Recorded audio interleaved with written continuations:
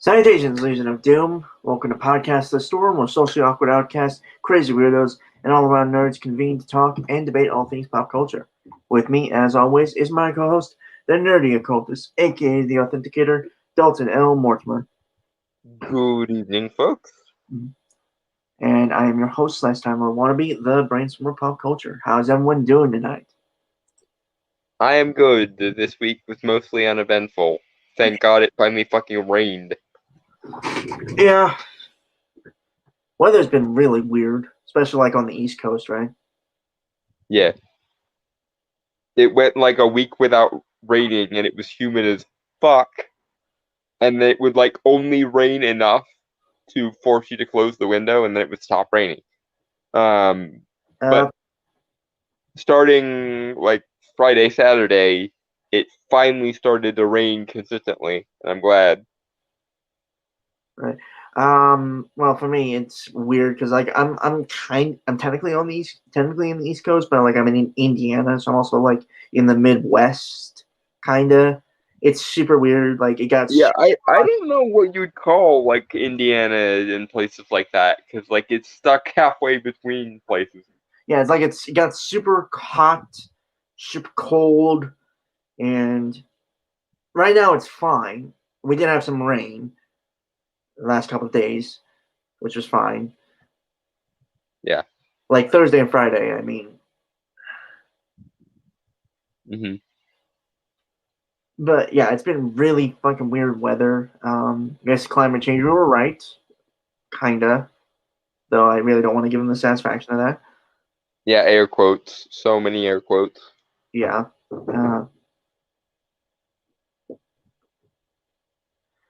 Yeah, so it might be a relatively short stream, possibly.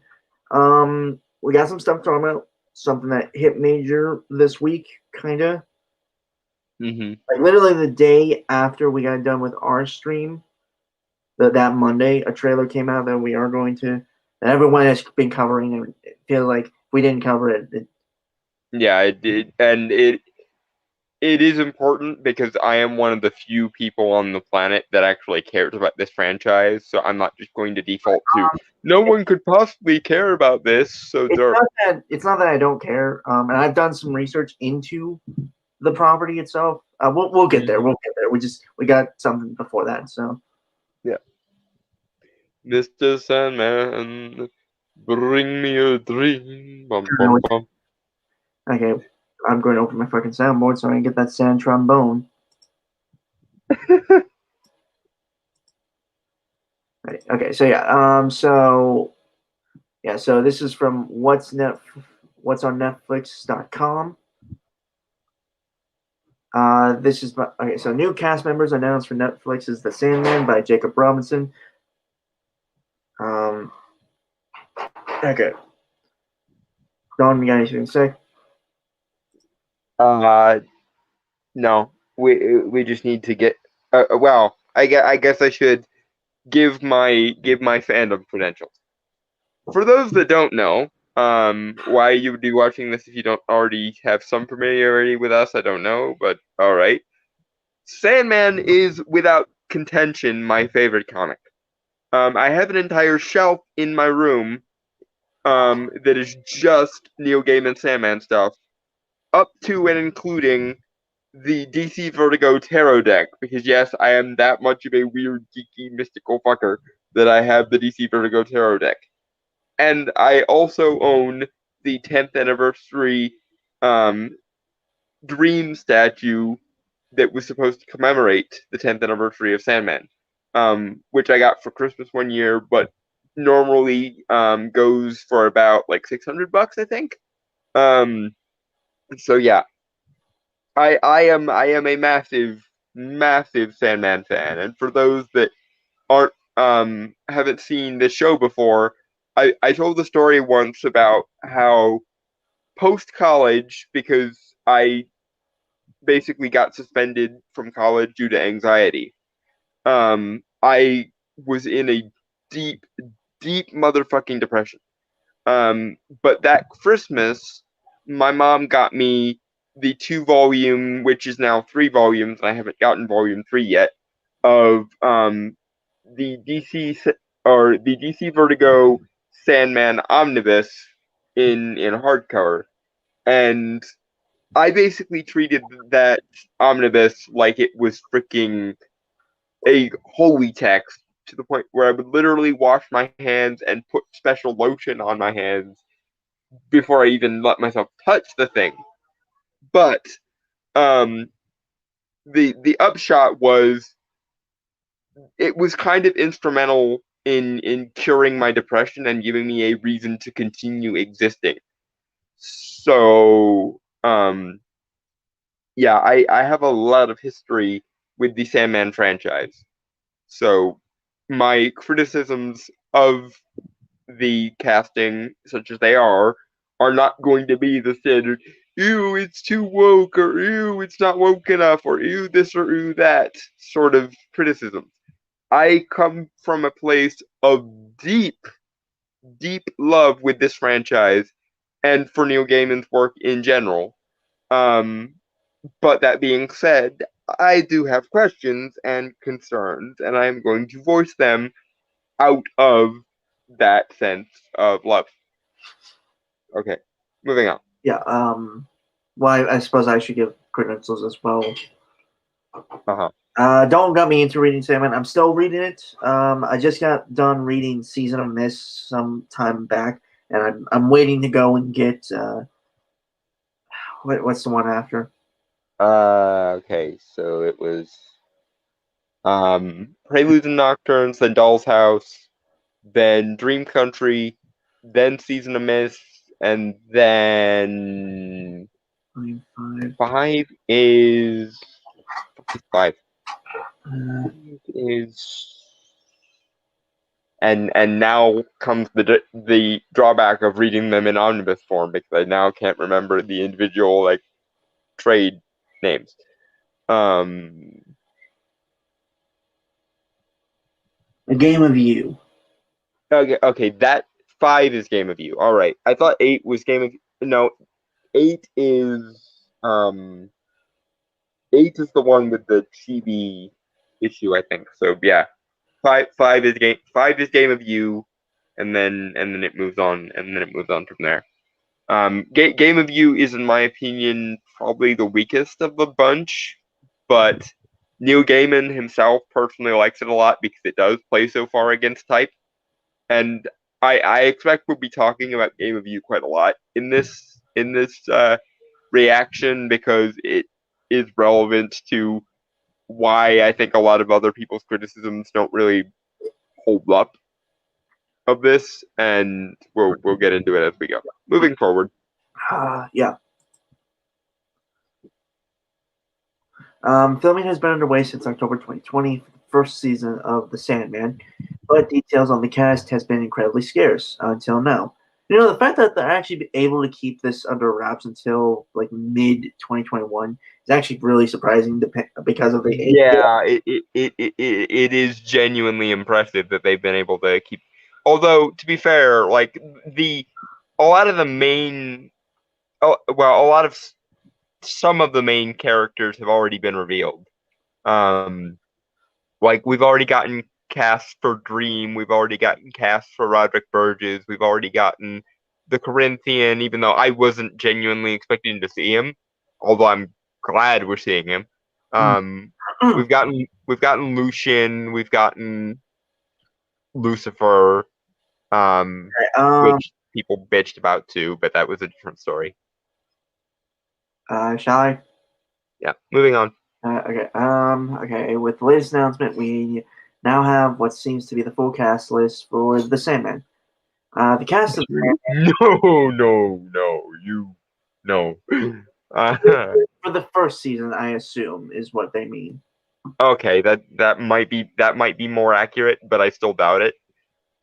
Specifically because of some of the characters we're getting in this slate of castings. Okay. Sorry, taking a root beer.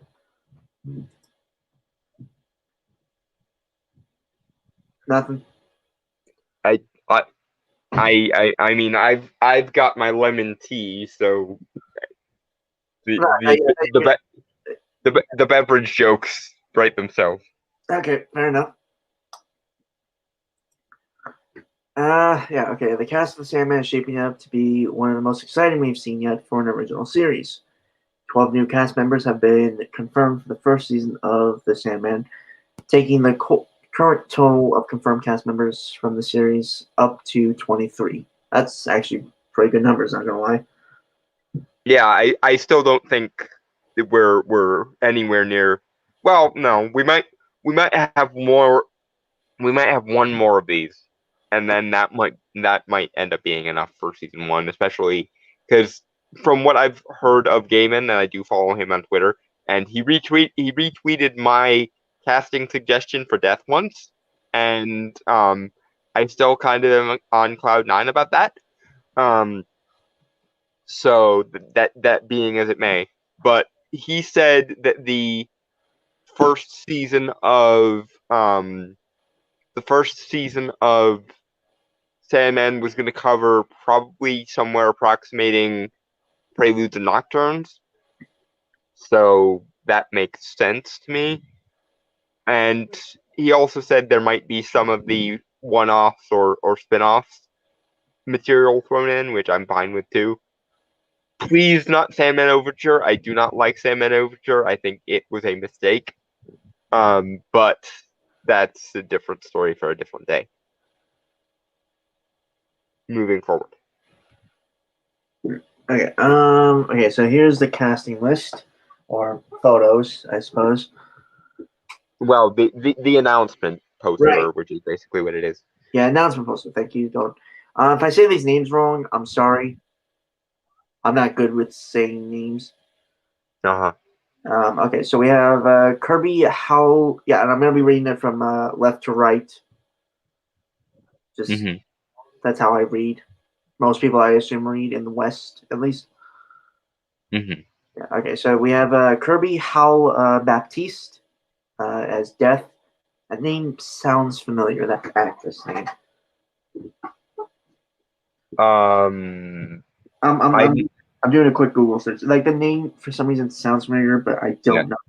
You might as well just open up IMDb so that we can kind of get a gauge of where some of the more obscure actors are from. Right. Okay. And while he's doing that, I'm just gonna throw this out there.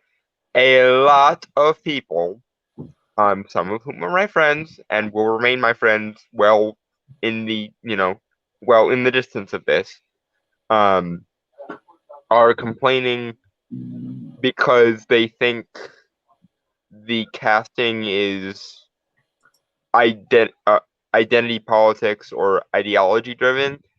I am uncertain of that. I do not think that is the case as yet. But I do have a single concern, which is simply how are they going to portray Death? Because Death in the comics, as with all of the Endless, has a skin complexion that is supposed to be reminiscent of the moon, and dark hair that is supposed to be reminiscent of the Knight. Are they going to apply the same white makeup they apply to the other Endless to Death? Because if they do that, then the socially inclined folks on Twitter, who revel in any excuse to whine, will complain that you're putting a black actor in whiteface. I personally would have no problem with this state of affairs, because if she is the most qualified actress to play Death, then so be it. But I wouldn't want her to just look human, because I don't want any of the Endless to just look human. Just like I don't want Dream to just be a Caucasian guy. I want him to have the complexion that he's supposed to have, and the aesthetic that he's supposed to have. And now, granted, the thing with the Endless, and this is why I don't mind the pronoun thing necessarily either. The thing with the Endless is they are concepts. They are the literal organizing intelligence behind fundamental forces of the universe. So naturally they shapeshift a lot. And there are times when the Endless are in African countries and thereby take on an African shape or an African countenance. Thereby being what the social justicely inclined refer to as a person of color.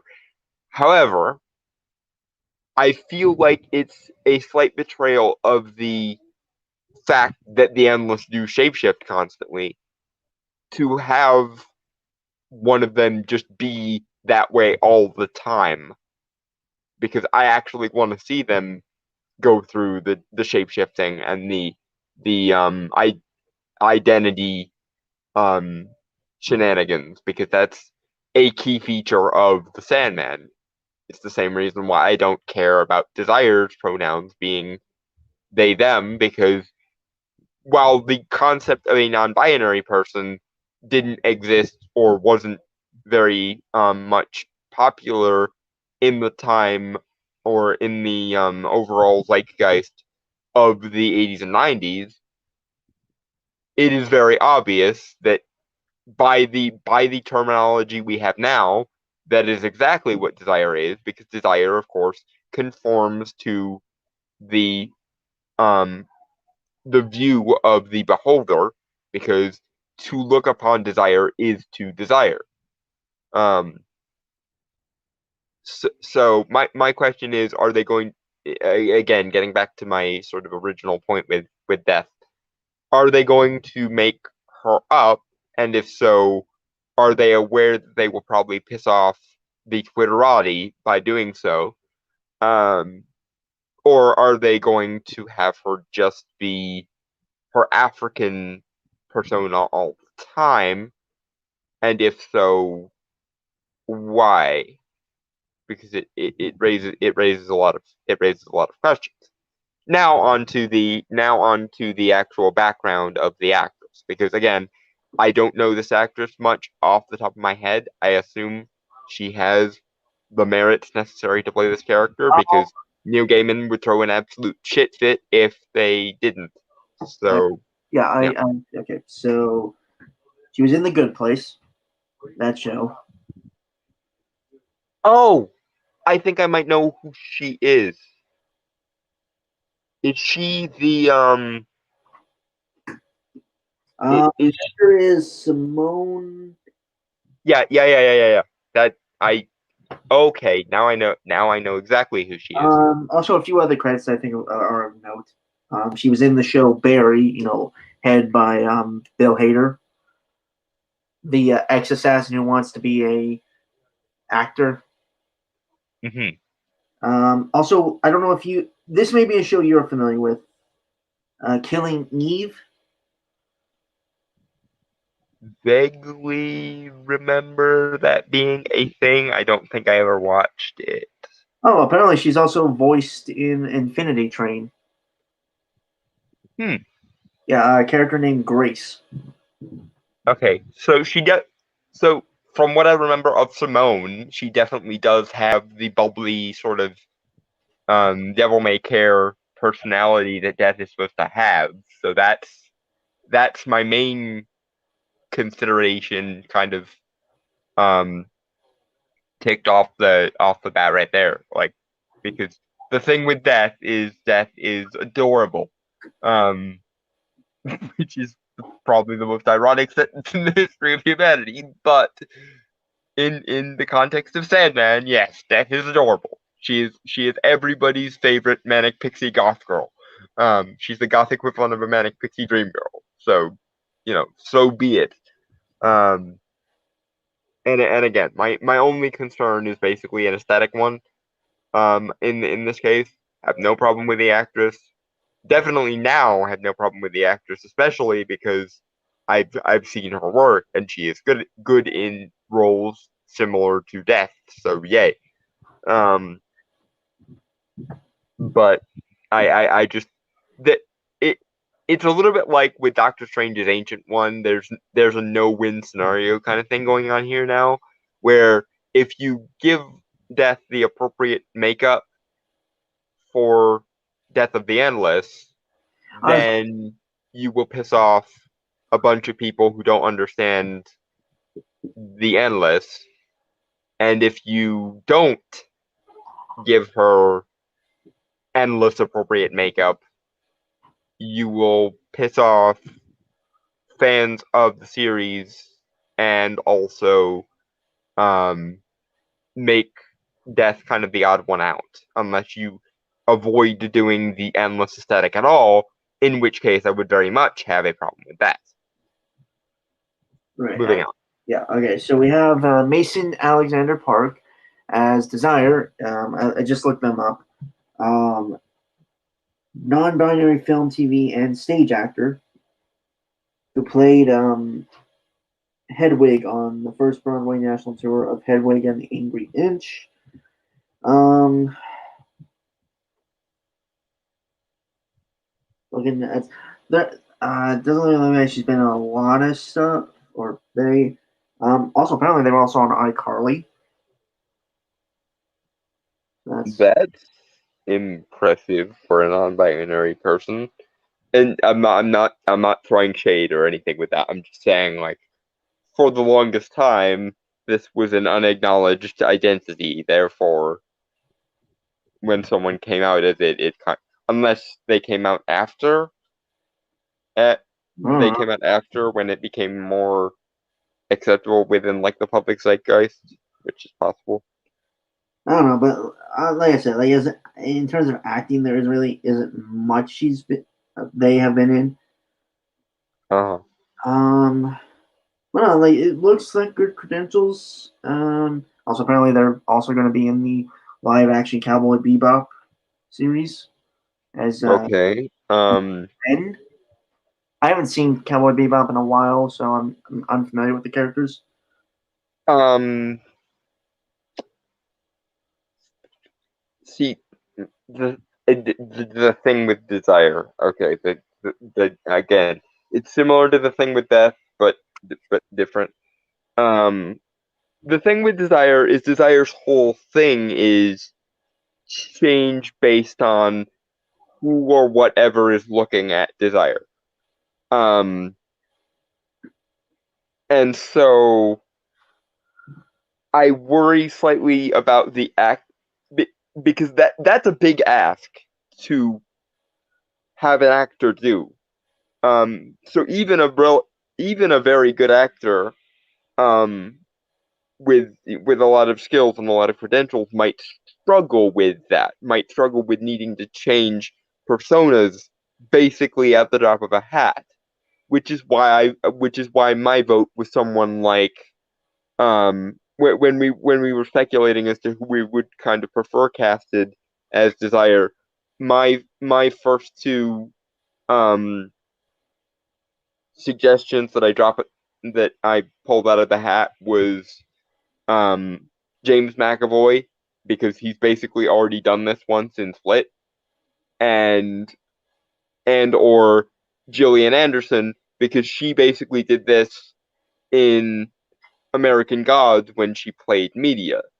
So it could have really worked. So it has nothing whatsoever to do with her being a non-binary, or I'm sorry, misgender. Them being a non-binary person.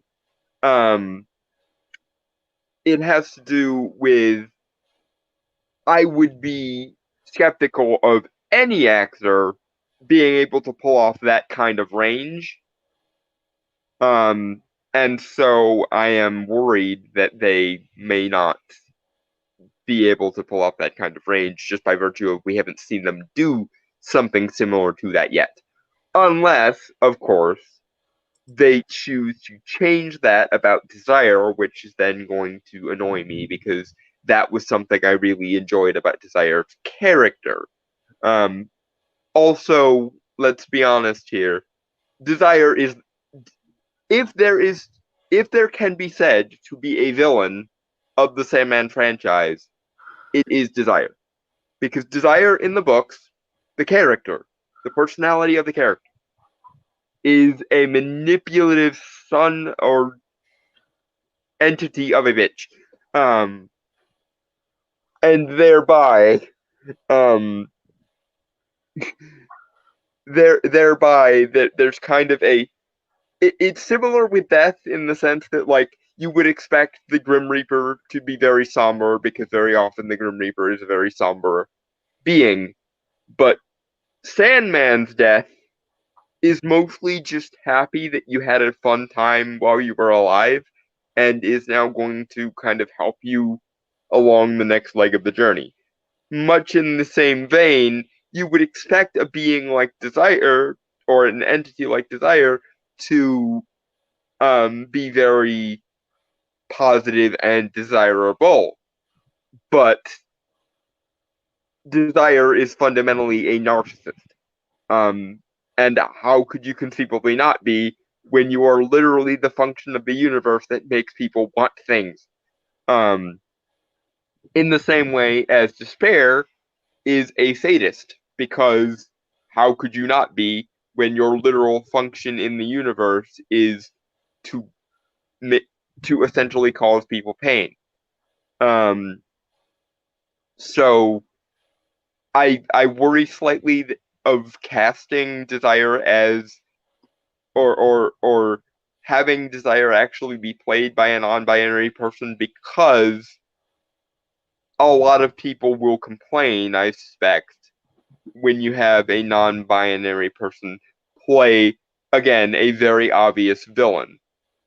But to change the fact that Desire is a very, very obvious villain, I think would be taking something away from the character, because much like a lot of the great villains through history, playing a really great villain is amazing fun for the person playing it, and amazing fun for the viewers to watch. And often, if you do it right, the villain becomes the most interesting and engaging character in the entire piece. Like, for example, who doesn't love Maleficent, or even to some extent Cruella de Vil, because she's just having so much fun with it. We like people who have fun doing bad things sometimes in stories. So, like, it's a very gray area sort of situation here with Desire, and to a lesser extent Despair, because I think Desire very often just kind of brings Despair along in their schemes, but they are a duo and they are considered twins, so they together are basically the villain of the Sandman mythos, because they don't like Dream, because Dream can actually mess with their shit. Moving on. Yeah. Okay. So now we have Donna Preston as Despair. Yeah, I was looking at her. Not a lot that I think you and I are know of. Apparently, she was in Fantastic Beasts: Crimes of Grindelwald. What was her role in that? It was like it was a very small role. It's uncredited actually, apparently. Oh, okay. Which I yeah, it looks like she worked a lot in like I think Hmm. it looks kind of like she was in a lot of Bollywood stuff actually. Okay, that's interesting. Which brings up the question: is she going to bring that kind of over the top energy to Despair? Because that would be hilarious and amazing. If she brings that kind of over the top Bollywood energy to Despair, would love to see a Despair that is just enjoying her depressive sadistic sadism. So that's a yay for me. Right. Yeah. 1 second while I'm looking up the other one with Razan Jamal as Lita Hall. The one change to the Sandman that I would make, the one and only change, basically, is the fact that spoilers, all the spoilers, the incarnation of Dream that we see and follow throughout the entire series dies at the end, and a pissant little demigod brat named Daniel Hall, who is the son of one of the '70s Sandman, Hector Hall, and his wife Hippolyta or Lyta Hall, takes over in his stead.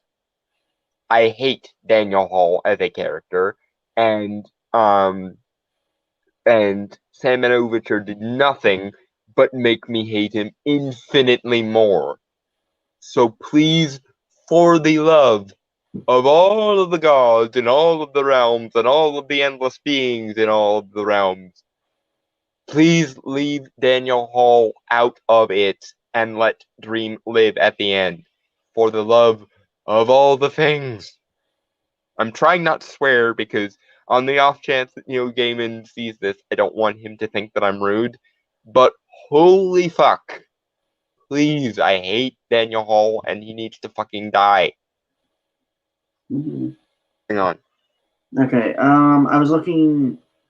Not a lot of stuff I have seen or know of, like in terms of movies.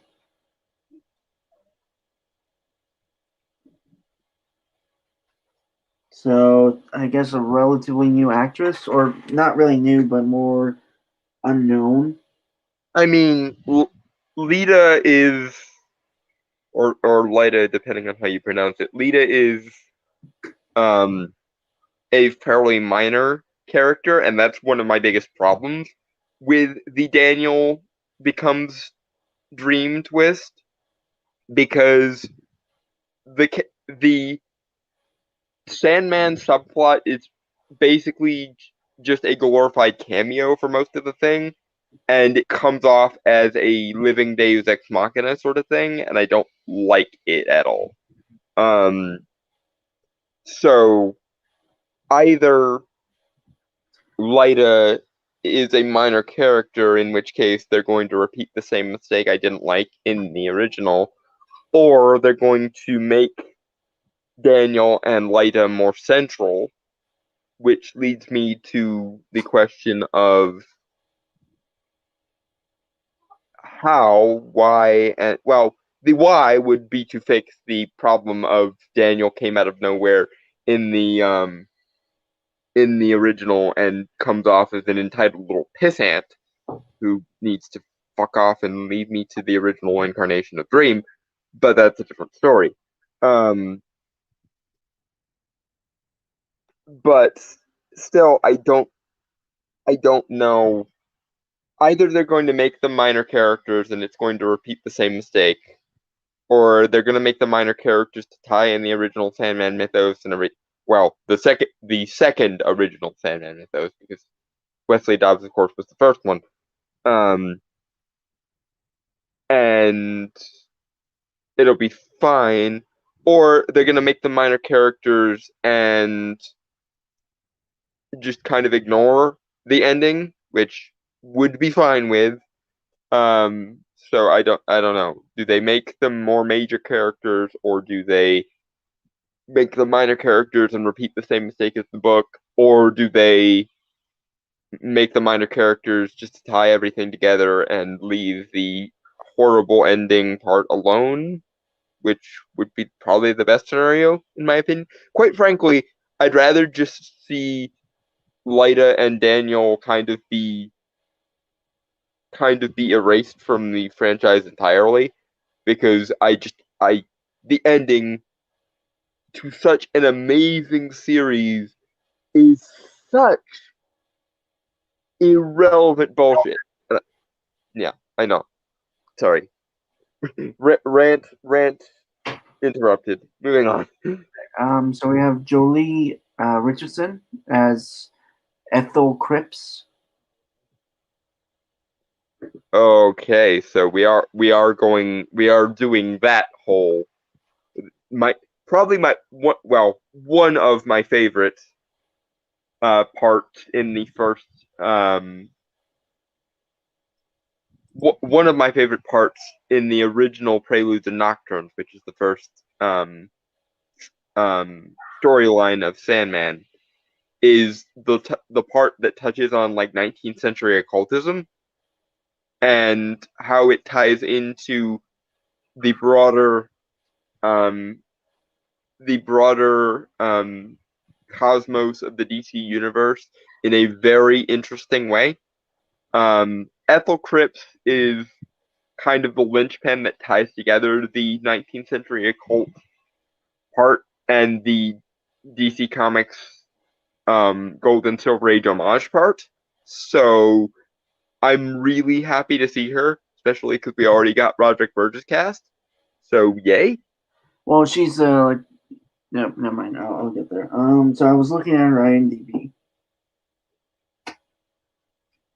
She was in Event Horizon. I did see that at one point, but I don't remember it. Basically, a ship goes faster than light speed and ends in the dimension of hell, or what is thought to be hell. Yeah. And basically the ship becomes possessed and starts fucking with the people that come to rescue the ship after the ship's been technically missing for like 5 or so years. As you do, yeah. And it's a hell ship, so you know. Mm-hmm. It has Lawrence Fishburne in it as well. Oh, okay. Now I remember. Also, apparently, she was in the live-action 101 Dalmatians movie. Who was she? It says Anita. I don't remember that movie, to be fair. Oh, this could be very much fun then. Mm-hmm. Also, that Nick Cage Lovecraftian movie, Color Out of Space. The Color Out of Space. Yeah. Okay, so she actually comes from a straight up supernatural horror background. This is going to be fun. Also, I was scrolling. A lot of stuff. Shannon. Girl with the Dragon Tattoo. Okay, so this is probably my favorite casting of the lot so far. Just because knowing what I know about Ethel Cripps, especially later on when she gets married and becomes Ethel D, this is gonna be good.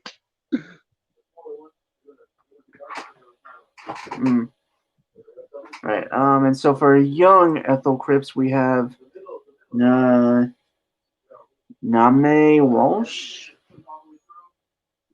The name is familiar. I don't remember what I've seen her in. Looking her up now. Give me a second. Okay. Okay. Good Omens. Okay, so this was probably a Neil called her up and was like, "Hey, I liked working with you in the Good Omens. Therefore, would you like a job in this?" So yay. Greta Kleinsman something.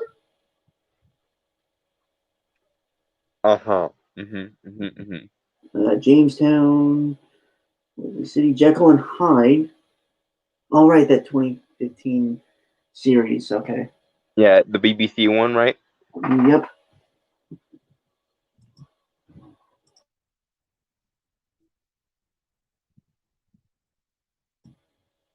All right. Yeah. So, good actress.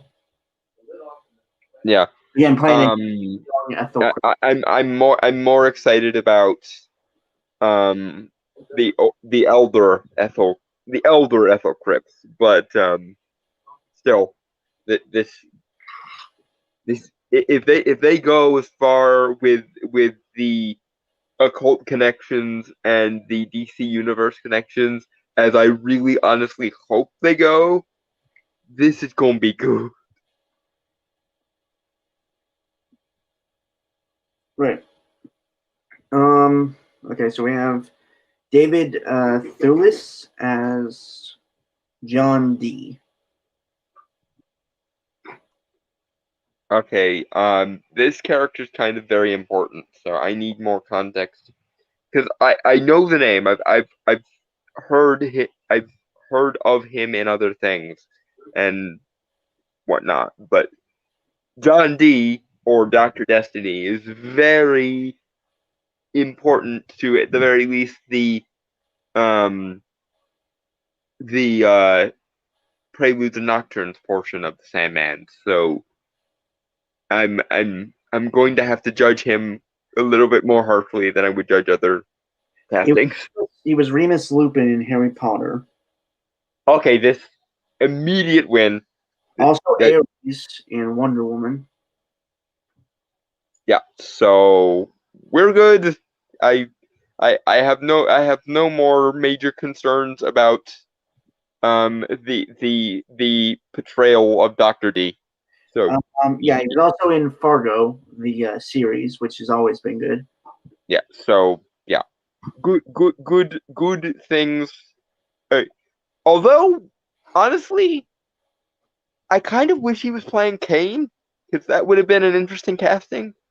But I'm not complaining. This is good. This is very good.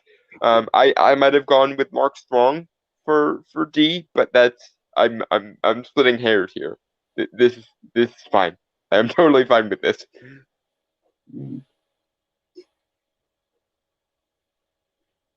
Oh yeah, Kingdom of Heaven too. I really need to see that movie. I've heard good things. I keep hearing good things too, but I think I only saw it once and I don't remember much of it. Anyway, moving on. Okay. Yeah. One sec. So we have. Oh God, I'm gonna mess this name up. I know it.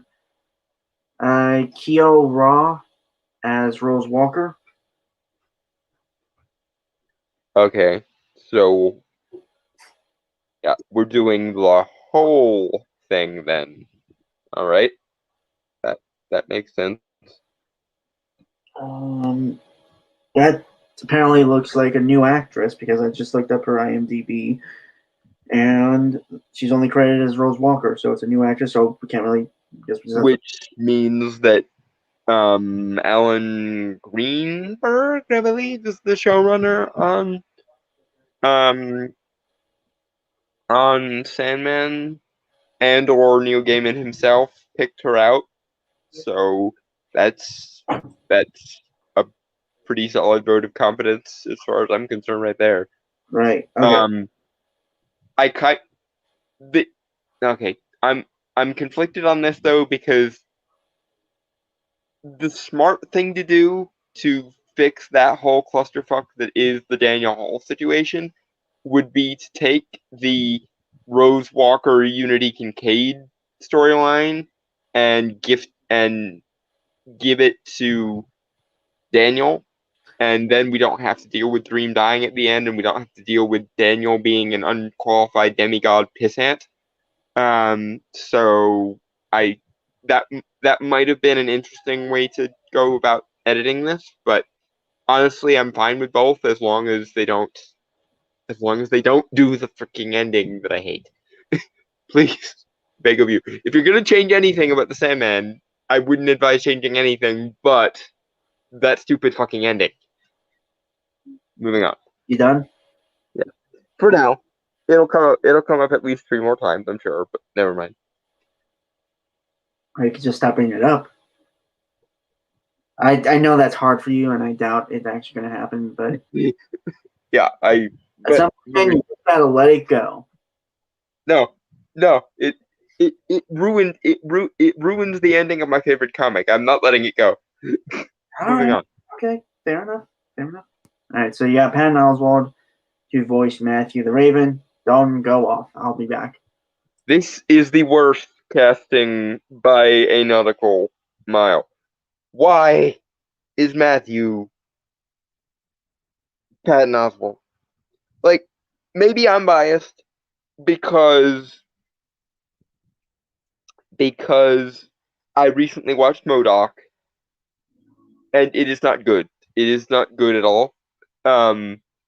But to have Matthew be played by a comedian is one thing, but I can't imagine. It doesn't mesh for me. It doesn't mesh. Like, I guess maybe kind of if he's doing what he did in the show Happy, it kind of might work. But Matthew was always straight man to all of Dream's self-serious, like, old world grandiosity. So I would have gone with someone a little bit more like straight edged than Patton Oswalt, because otherwise it's just riffing, and I don't want Dream of the Endless to get riffed. Because for as moody and self serious and whatnot he is, and as, you know, tongue in cheek as some of the characters around him can be about that, usually um when people make fun of Dream for being grandiose and self-serious, it's a little bit more dry, or at least it comes off as a little bit more dry in the comic. And I don't think Patton Oswalt's style of humor or delivery lends itself well to um Dream, or to the Sandman series in general, because Matthew kind of needs to be Dream's second in command and secretary and personal confidant, and he basically does everything for Dream that Hugin and Munin do for Odin in Norse mythology. So, like, it it just I can't see Patton Oswalt's delivery and mannerisms working well for Matthew. I'm sorry, I just can't see it. Hopefully I'm wrong. Hopefully I am ludicrously and hilariously wrong, but it why? If you had to get a comedian, couldn't you have gotten somebody like Jerry Seinfeld, Bill Burr, John Cleese? John Cleese as Matthew would be an ideal casting, and I would love it forever and ever and always. Because him playing straight man to Dream shenanigans, I can totally get behind. But Patton Oswalt just doesn't. It doesn't mesh. It doesn't work. I'm sorry. And again, hopefully I'm wrong. Hopefully when I see it, I'll be like, well, he brought out a level of acting and a level of sort of straight manness that I never thought I would see in Patton Oswalt. But until I see it, I'm sorry. This strikes me as the stupidest casting in the entire lot so far. Um, and I don't relish saying that because Matthew is actually a really amazing side character, and I really like him. In fact, if anything, he or Lucian should have taken over for Dream rather than Daniel, but that's a different story for a different day. Seriously.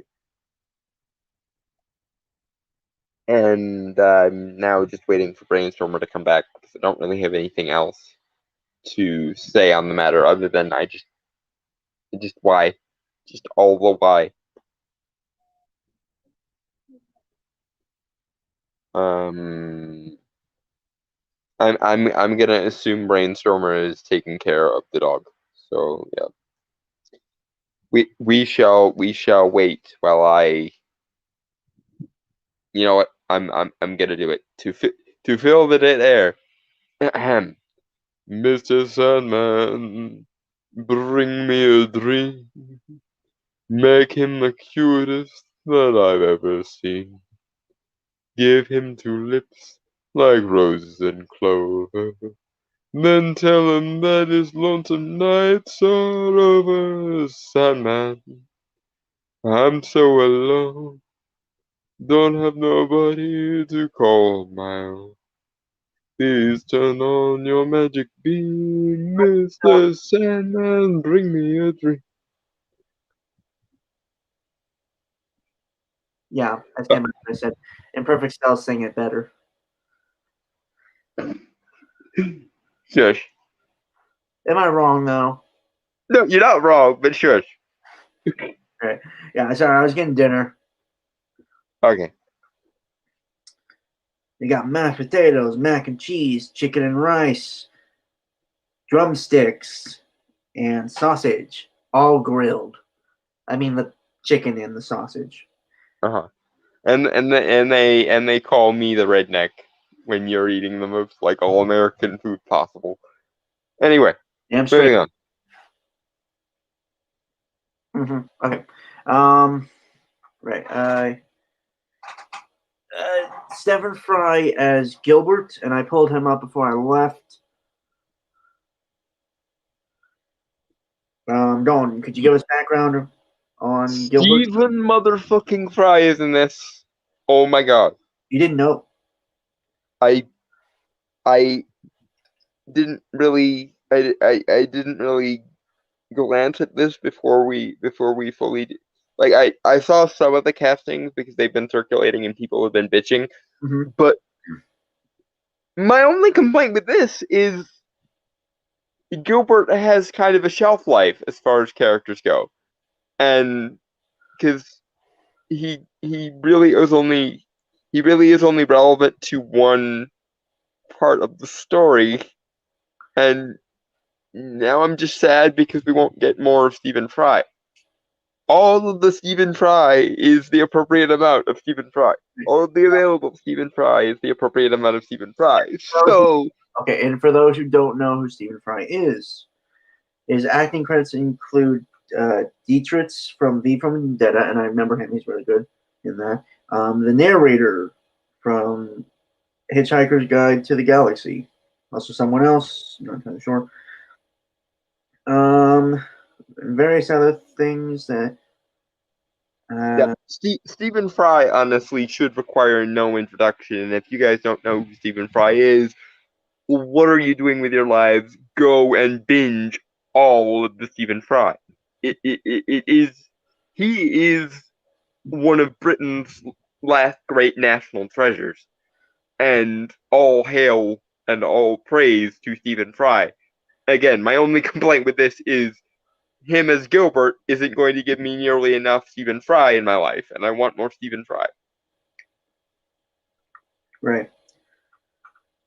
Okay, so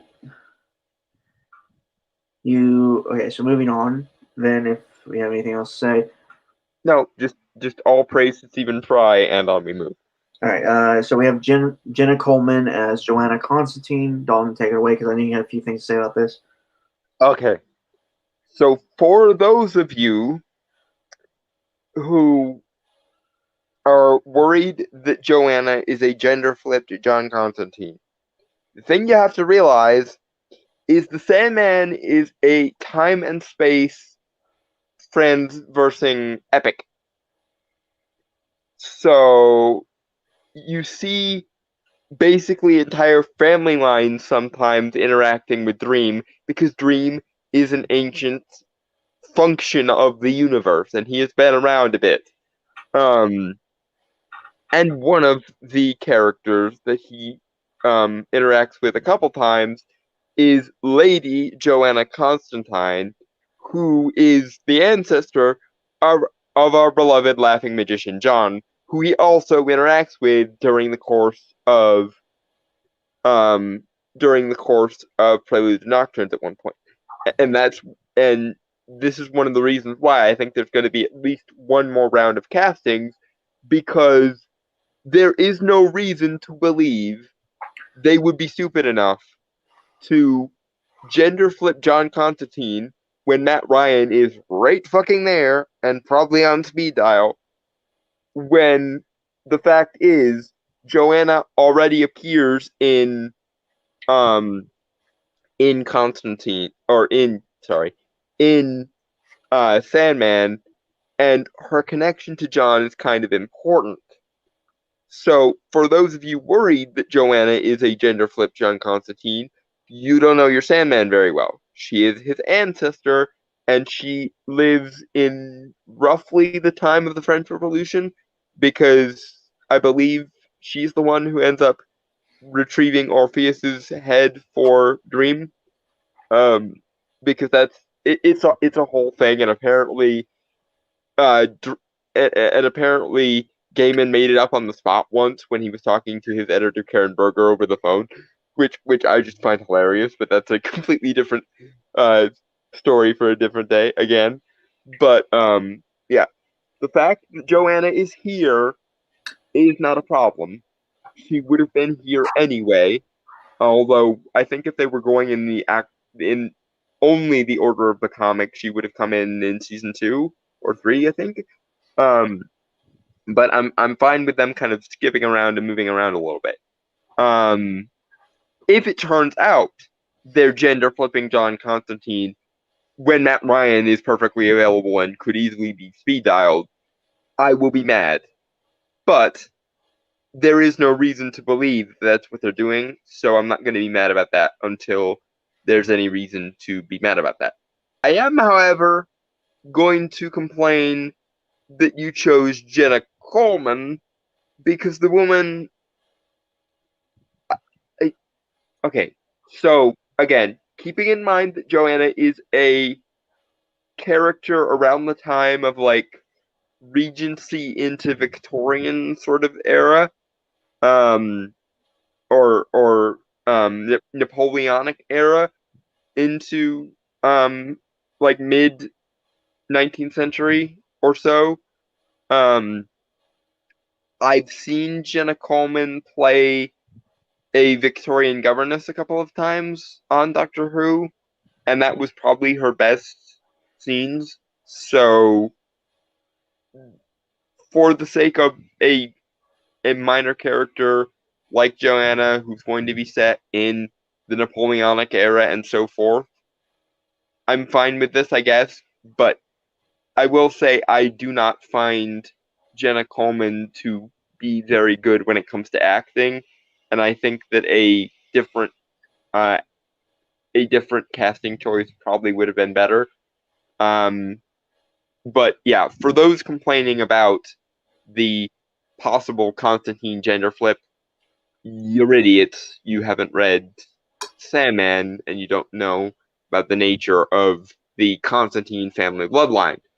Um, so that part doesn't bother me. The part of it that bothers me is Jenna Coleman is probably miscast, and that bothers me significantly more than the possibility of the Constantine gender flip.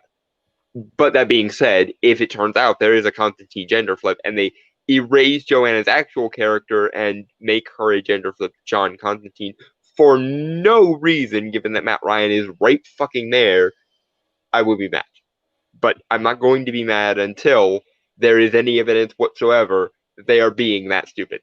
Because there's no reason to believe that they would be that stupid. Moving on. Yeah, so you have Sandra James Young. That I've actually been trying to look her up, but apparently there isn't much in terms of info on her. Okay, so we have another new. Yeah, Sandra James Young as Unity Kincaid.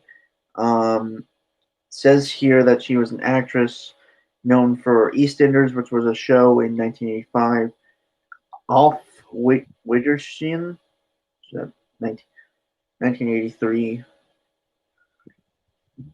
So she's apparently an experienced actress. Yeah. There is a little bit of a thing with Unity Kincaid because I don't know how far they're going to go in terms of accuracy to the comic with the Unity Kincaid storyline. Because for those that don't know, basically, in the process of Dream becoming bound by the occultists that bind him in the 19th century, the force of dreaming loses its organizing intelligence and therefore goes completely batshit because if the being in charge of any other force of nature went MIA for a century, we'd probably go a little bit. The universe would probably go a little bit nuts too. And in the process of the universe going nuts with like, where the fuck is the dream?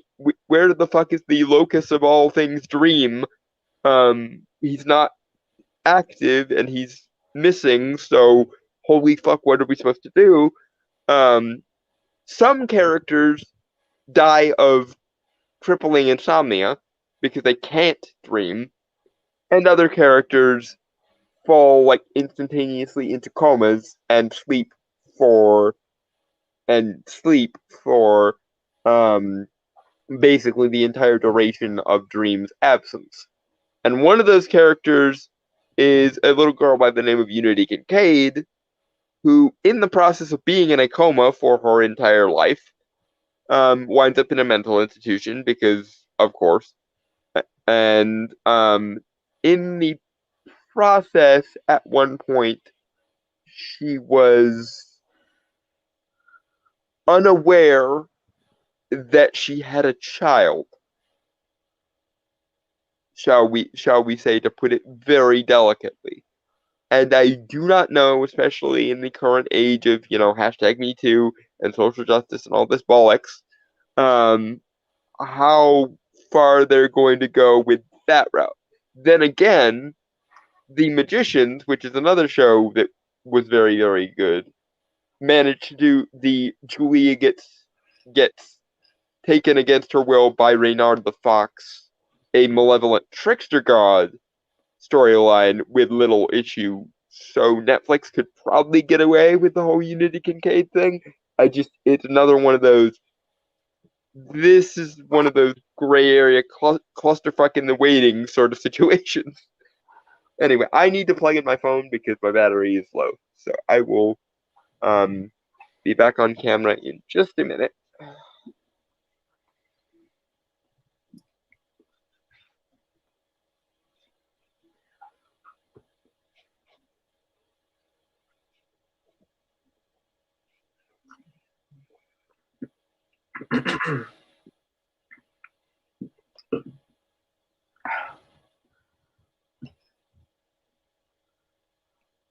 Okay. And now we can move on. The most interesting casting choice from the actors above is the decision to cast Jenna Coleman in the role of Joanna Constantine. Character Joanna Constantine is the ancestor of John Constantine, everyone's favorite occult detective. It's unclear if Coleman is portraying the role of John's ancestor or if she is playing a gender reverse John Constantine. Again, I really don't think so.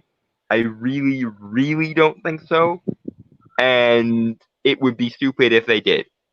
I think there's probably going to be another set of castings like these, and with any luck, Matt Ryan will be on said cast list as John. Because quite frankly, there is no reason to cast anyone else as John Constantine so long as Matt Ryan exists and wants to play the character. And what's more, he's had bad luck playing the character basically the entirety of his time playing the character. He always seems to get canceled or shafted or otherwise disengaged with when he plays Constantine in a project. and he deserves to be taken up to the big leagues. And I think this would be a good stepping stone for him to do that as his character. Thus, yeah, I think if anything, they just did this to troll. The creators of the series kind of did this to troll the audience. Because they're probably thinking, I know, we'll get a bunch of people who haven't read The Sandman to worry about gender flipping John Constantine, and then we'll come out with whoever we decide to cast as John Constantine, and it'll confuse the living fuck out of people who haven't read the comic. Which is funny, and I do appreciate the joke, and I do think people who are jumping the gun and getting all outraged about it in this case are a bit hysterical. But again, in my opinion, the main reason to do this is because the casting of John Constantine should be the most obvious casting you ever have to do, because Lucifer is already on Netflix, and we know that John makes an appearance in the next season of Lucifer, and we also know that Matt Ryan is Constantine, as Robert Downey Jr. is to Tony Stark, Chris Evans is to Iron Man, Kevin Conroy was to Batman, and on the list goes. So yeah, it should this should probably will resolve itself into they reveal Matt Ryan is playing Constantine again, and everyone who read the comic laughs at everyone who didn't read the comic, and everyone goes home happy because we get more Matt Ryan, Constantine, and Jenna Coleman probably won't ruin Joanna, so it'll be fine. I hope. Moving on. Okay. Let's see. It's unclear. That's right. As we've seen, the roles of Lucifer and Lucian occupied by actress Gwendolyn Christie and Vivian Akamimpog. I'm sorry if I said that last name wrong. I'm sorry. It's just I don't do names well. It isn't a stretch to assume the latter. No, fuck off with that bullshit, dumbassery. Those are just two really good actresses, actually, to play those roles, from what I've gathered. Yeah, I just with a character like Lucifer or a character like Lucian, it kind of makes sense because they're metaphysical entities. With John, especially in the context of everyone who is faced with Matt Ryan loving Matt Ryan, and with the Keanu Reeves version, which I don't like and is not John Constantine in my opinion, but people are familiar with John Constantine, so to gender flip it would be a mistake, especially with someone like Jenna Coleman, because she's never mind not having the acting props to play the proper Joanna Constantine. If this is the stupidity of gender flipping the character, she is nowhere near charismatic enough to play John. I'm sorry. It simply is not. Like, as much as I have concerns about Patton Oswalt playing Matthew, he was in Ratatouille, so he can play it a little bit more straight and a little bit more serious. But Jenna Coleman, regardless of what you may think of her acting talent, is not the kind of acting talent who can play John Constantine, let alone a rather controversially gender flipped version of him. So I pray to help. I pray to dream, for fuck's sake, that they're not stupid enough to try to gender flip Constantine when both Joanna and John make appearances in the original comic. And quite frankly, Joanna has a kind of important role anyway in securing her family's connection to the supernatural. So to it, like this annoys me on two different levels, because if you were to do the stupid thing and gender flip John Constantine, not only are you um are you bastardizing John's legacy, but you're also erasing the importance of Joanna herself to the actual story.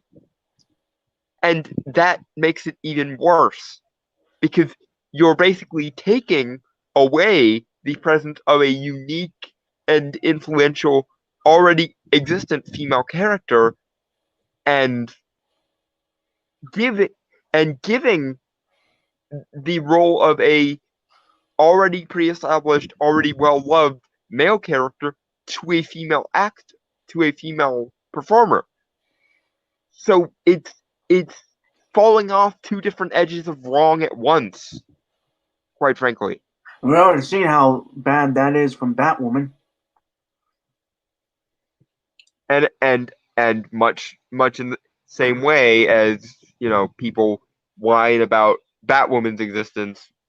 She was already a character in the comic, but the series also didn't pay attention to Dude, anything resembling her backstory in the comic, and the character would have been better had they actually done so. yeah, I'm so sorry. Can I go on a little tangent with that? Please.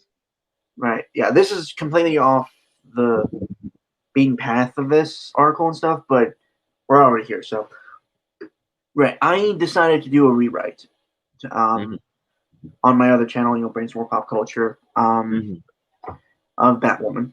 You should go check it out. It's like one of my favorite videos I've done. I self-plug there. Done. And I did research for the character to see if I could use the comics as like a baseline to create something cool, which I don't think anyone at the actual show did, but that's besides the point. As I was doing research, and I was also watching the show at the time, because me and Dalton decided to do the stupidest fucking thing ever, and try to read the series by episode. We subjected ourselves on a weekly basis to season 1 of Batwoman, and this was a horrible mistake. Never again.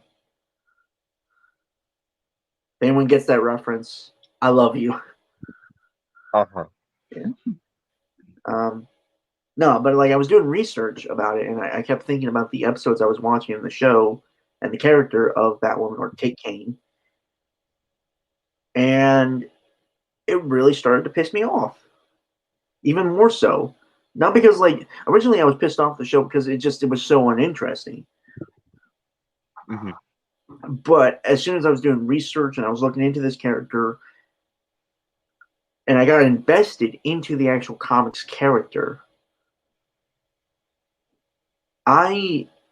it pissed me off even more. Like the show pissed me off even more because there was so much potential of the character, and they just disregarded all that potential. It's not Kate Kane. Kate Kane is nowhere to be found in the show at all. Like, okay, in the comics, Kate Kane is involved with this group called the Religion of Crime. That is basically like this super ultra terrorist group. And she has a connection to it by basically kind of going something similar with her cousin, Bruce Wayne, Batman,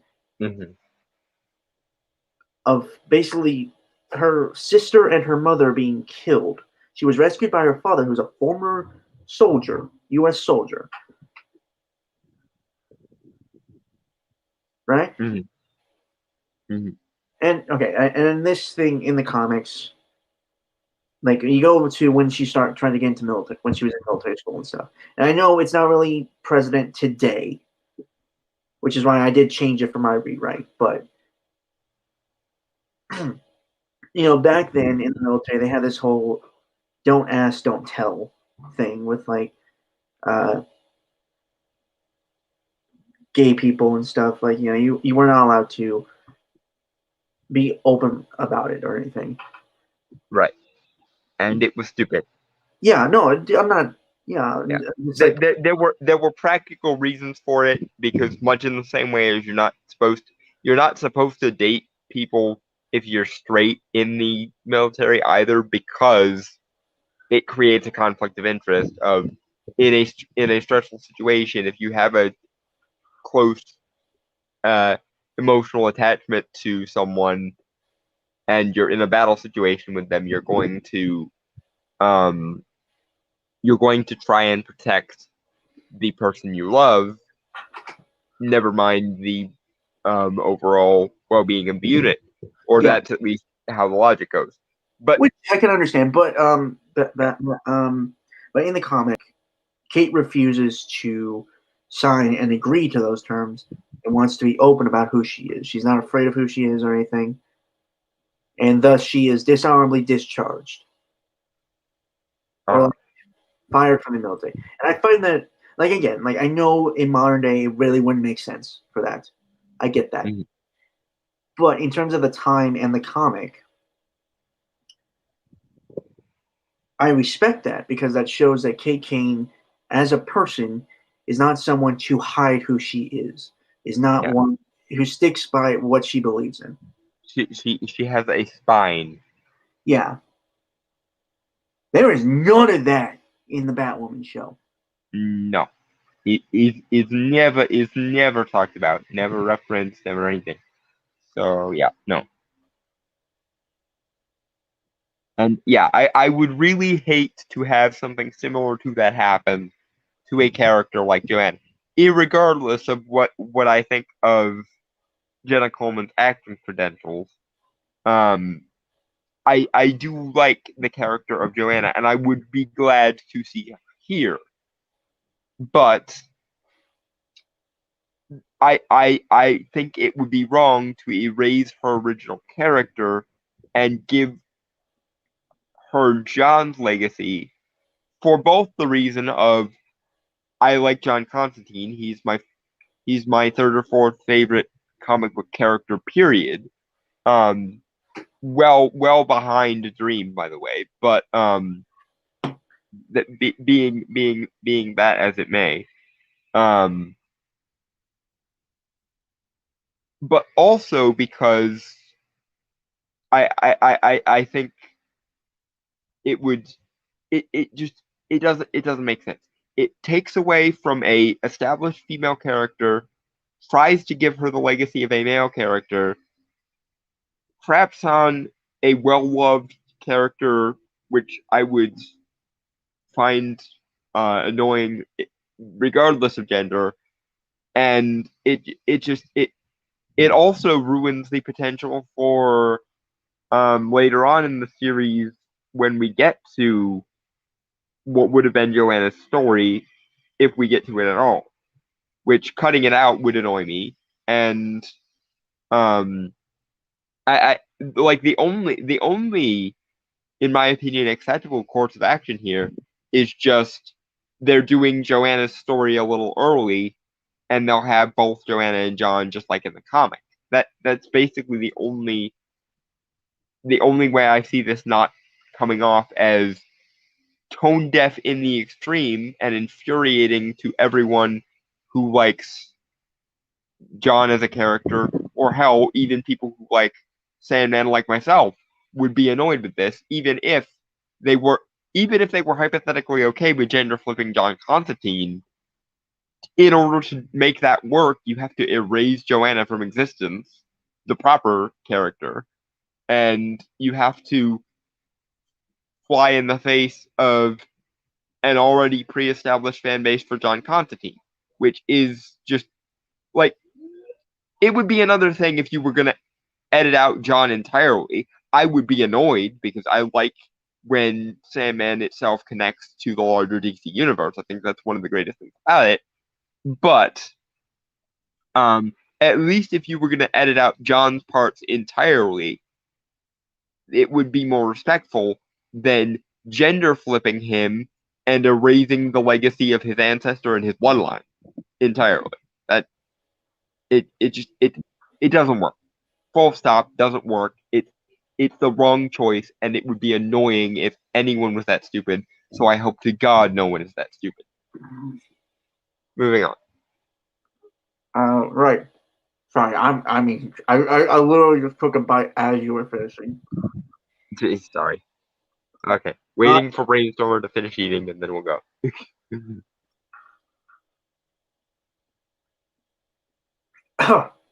Okay.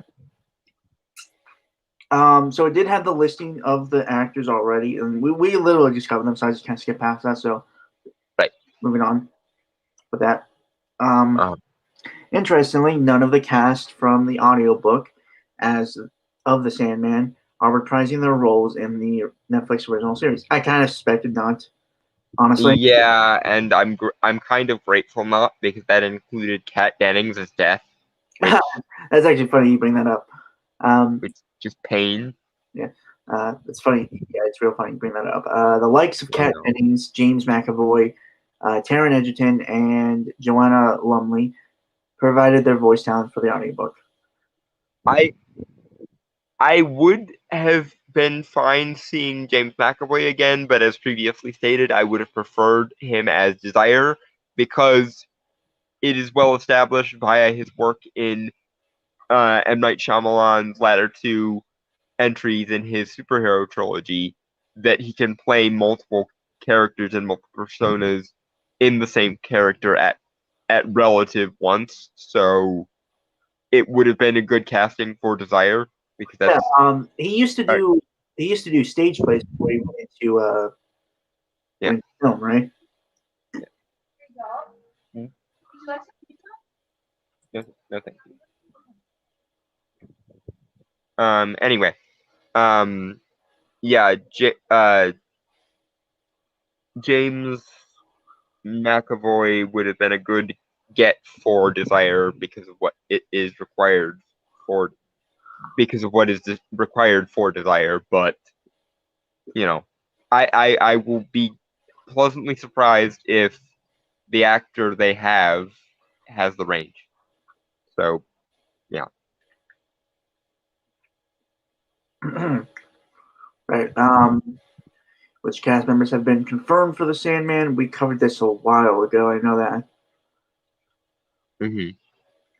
When the first batch of these came out, which is another reason why I think there's probably going to be a third one, because so far we've only seen like major characters in the casting, and there's at least another slot of these, especially if they're going to be touching on like Rose Walker and Game of You stuff. Because and I know at one point Gaiman is going to do Game of You, because he can't not do it. Especially because he came out and said it was his favorite part of Sandman. So yeah, I'm betting there'll probably be at least one more slate of these, and one of them, hope to God, will include John. Will include Matt. Hopefully, doubly will include Matt Ryan as John Constantine. Seeing him in the role again would be amazing. So yeah, 7 of the lead and 4 roles for the Sandman were announced months ago by Netflix, and here they all are. Right, yeah, okay, and the list for here, Asim Chadberry, or Chapatadri, as Abel, Sanjeev Raskar as Kane, Vivian as Lucian, Gwendolyn Christie as Lucifer, Dream Tom Sturge.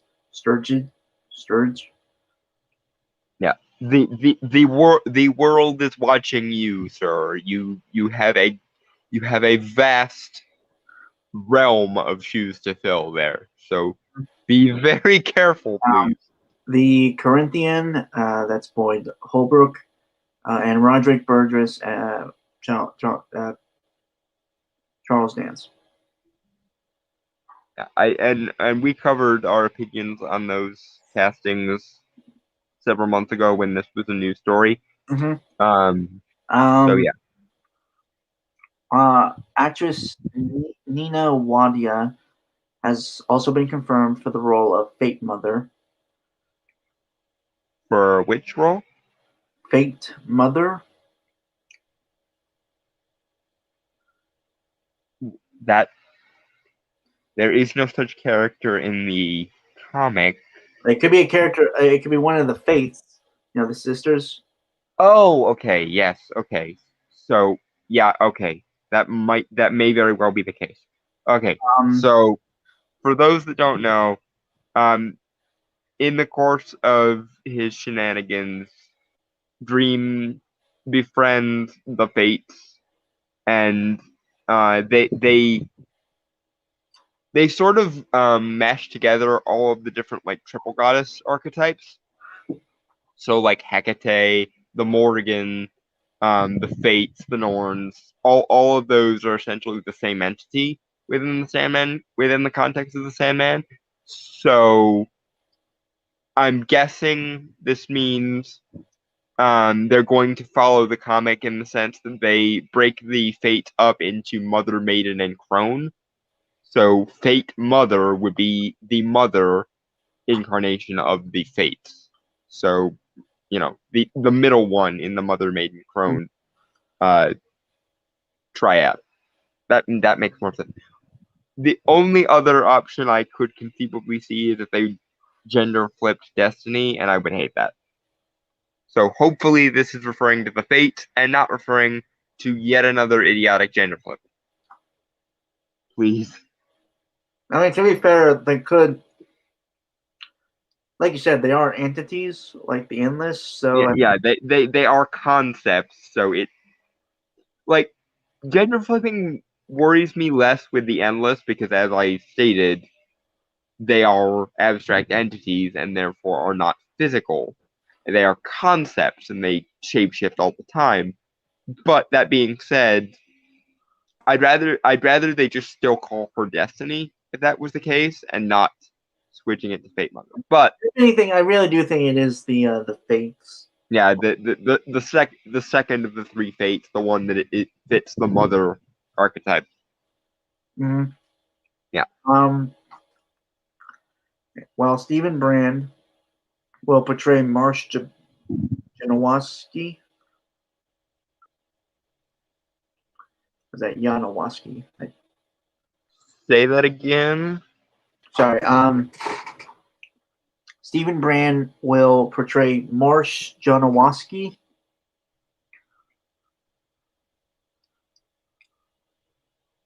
Okay, that name. Where am I? The Sandman is a very vast cast, so I'm trying to think where like because she must be someone relatively major, or else they probably wouldn't tell us. So I'm trying to think. That's a dude. Marsh. I'm just gonna have to go back and reread Sandman again. Not that I'm complaining, Right. but Okay, so an actress, Emma Duncan. What's her name? And actresses Emma Duncan and Stacey Albalogan. Balogun hold the roles okay. of Betty Monroe and Nurse Edmund, respectively. Oh, okay. I believe I know who they are. They were fairly minor characters from what I remember, but unless they're referring to some maybe the Game of You side characters, the Dream Hunters, maybe, but I'm blanking. I'm just gonna have to go back and reread Sandman again. Yay! And that wasn't a sarcastic yay. I'm genuinely happy to reread Sandman whenever the opportunity presents itself. So yay! I still need to finish it. Yes, you do. Although the later volumes do go downhill a bit. And Game of You is a little bit boring and not very strongly connected to the rest of the story. So if you don't like it, that's probably why. But Further on this topic, like I said, a lot of people are having a lot of really stupid hot takes in regards to Sandman, and Neil took notice. So we are going to give the floor to one Neil Gaiman to weigh in on his perspective on matters. Yep, one sec. As I pull it up. So this is from comicbook.com. Dalton sent this to me like he did the other one. Uh-huh. Yeah, Neil Gaiman fires back at Sandman Netflix casting critics. It's by Nicole Drum. This was published May 29th, 2021. This week, writer Neil Gaiman took to Netflix's blog to reveal the latest rounds of casting for the highly anticipated live-action The Sandman series.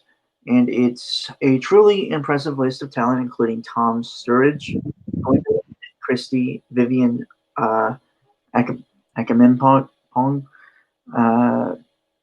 Boyd Holbrook, Charles Dance, Sam Chaudhry, Zangief Vaskar, Kirby Howell Baptiste, Mason Alexander Park, Donna Preston, Dana Coleman, Name Walsh, Joey Richardson, David Thillis, Keel Ra, Stephen Fry, Razan Jamal, Sandra James Young, and Patton Oswalt. I kind of love that he's the last one listed because he's sort of the least of the talent involved. I gotta take a drink. Yeah, that's a long list there. Yeah. Okay. However, some took issue with the choices, particularly Hal Baptiste as Death and Park as Desire. We literally just covered those things. Did people actually take issue with the casting of Desire? Because I saw a lot of backlash on the Death thing, but I didn't see anyone take shots at Desire. But then again, if anyone did, you really, really don't know Sandman, because as I just went into, the fact that Desire is what we would now refer to as gender fluid is a key part of their character. So yeah, if anyone is thinking this is some new subversion of the Sandman franchise, you sirs and madams don't know Sandman. And even if it were, the Endless are concepts. So again, where the Endless are involved, they don't really mind the gender flipping and the shape changing because they're the Endless by their very nature. Moving on.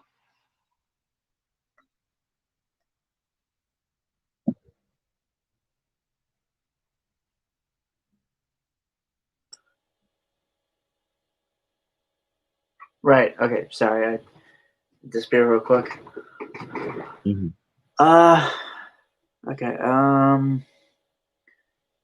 Now, Gaiman is firing back, making it clear that he doesn't care about the negative opinions, and suggests that maybe those complaining don't really understand the Sandman comics.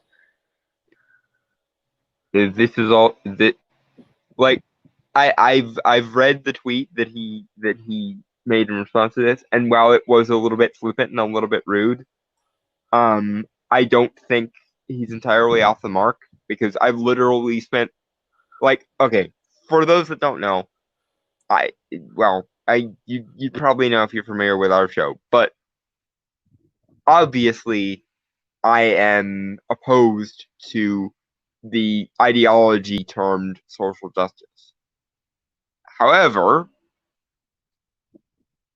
I do not see an egregious degree of social justicizing in the Sandman, because what is there, what little social justicizing is there, is mostly just an extension of what was naturally there to begin with, because it was always an unorthodox story made at a time when traditional conservative family values was the moral order of the day, and where genuinely subverting it was a act of free thought. Unlike now, where it's the social justice um, lobbies and so forth being the moralistic inquisitors, and those pushing back against it being the edgy, rebellious ones. Um, for the most part, obviously, hashtag not all. I mean, if you're in the Middle East, you're still well in, well in trapped in traditionalism, and you probably look at Western traditionalism like that would be the most liberal, that would be the most left-leaning, liberal, free-thinking society I could imagine. Um, so obviously, not every situation, and obviously, I still criticize the likes of 1 Million Moms and genuine trad cons and so forth. We've done it on this show. You can look it up if you like. Um, but yeah, a lot of the criticisms that I saw were very surface level reactions to things that look woke on the surface, like the listing of pronouns or the race swapping or gender swapping of certain characters, um, and automatically classing them with the likes of Star Trek Discovery or the new Doctor Who or the like. I think that's wrong. I think if there was ever going to be a story where you could get away with that and it wouldn't affect the story, it would be Sandman. Obviously, not in every case. Like, I just went on a 20-minute rant about how genuinely gender flipping John Constantine would be inconceivably stupid. And it would also erase Joanna Constantine from existence, but never mind. So I understand the reaction, but at the same time, in a world where we have Google, not being at least somewhat familiar with the Sandman franchise before you wax lyrical about it is egregious. So meh. Moving on. Yeah. In response to a user on Twitter who's just didn't care, Gamer wrote that he is very vested in things, having spent 30 years successfully battling bad movies of Sandman.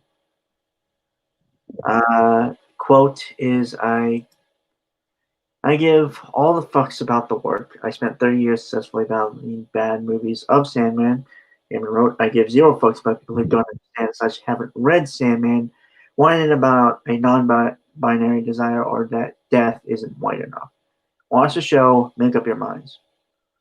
Yeah, okay, I agree with you, Don. Yeah, it does sound very flippant to a point, Yeah. but I get where he's coming from. Like, as myself, like, who has also thought about this kind of stuff with like properties I'm working on and stuff.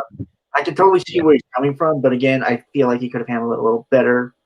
But I can understand the anger because I expect that Neil sees Sandman in terms of like his wider um his wider bibliography or his wider oeuvre in much the same way as I do, which is his first real emergence on the scene and also one of his best works.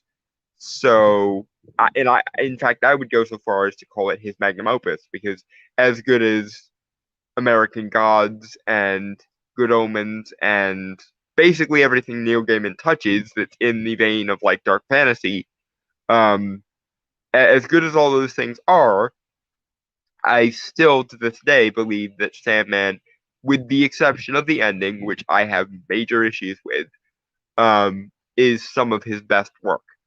Um, and so, if Sandman is that near and dear to his heart and that fundamental to who he is as an artist, and it is for the most from everything I've ever seen of Neil Gaiman talking about it or referencing it in other things or what have you.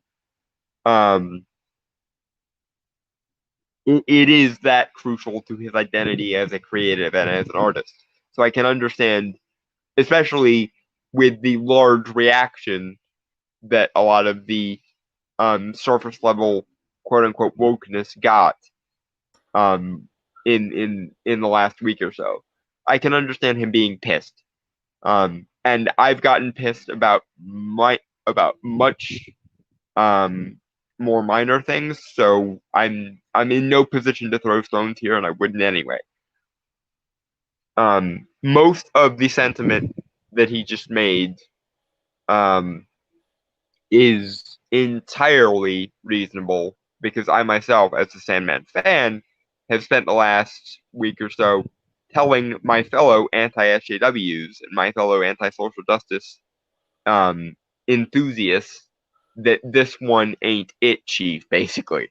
You can complain about a lot of things, and I have complained about a lot of things, just, witness the last, 45 minutes or so of covering the actual casting announcement to, know just how much I am capable of complaining about certain things. But complaining about desire being non-binary is stupid because that's fundamental to her character, to their character, rather. Excuse me. Complaining about Death's skin color in and of itself is stupid. Because I genuinely think she's probably the best for the role, and I doubt that Gaiman would have given his assent to anyone he thought otherwise. My issue is, are they going to make her up properly so that she looks like the rest of the Endless? Or are they going to forego the makeup entirely and make the Endless look like normal humans, which would be my least favorite option?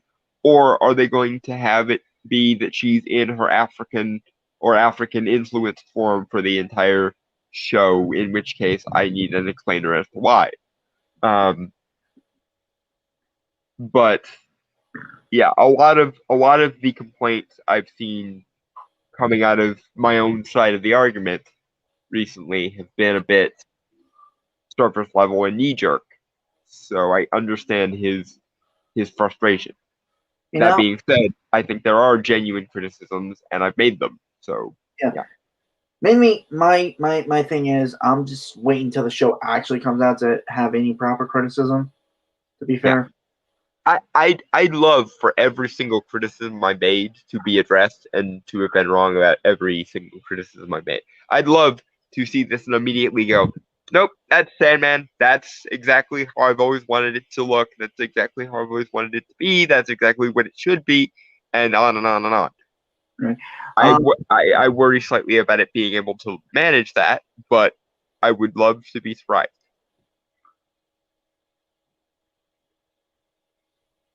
Yeah. Moving forward. I was going to propose just like a bit of dialogue that honestly would have to explain if they do the whole like she takes up the look of the African interpretation of death. Mm-hmm.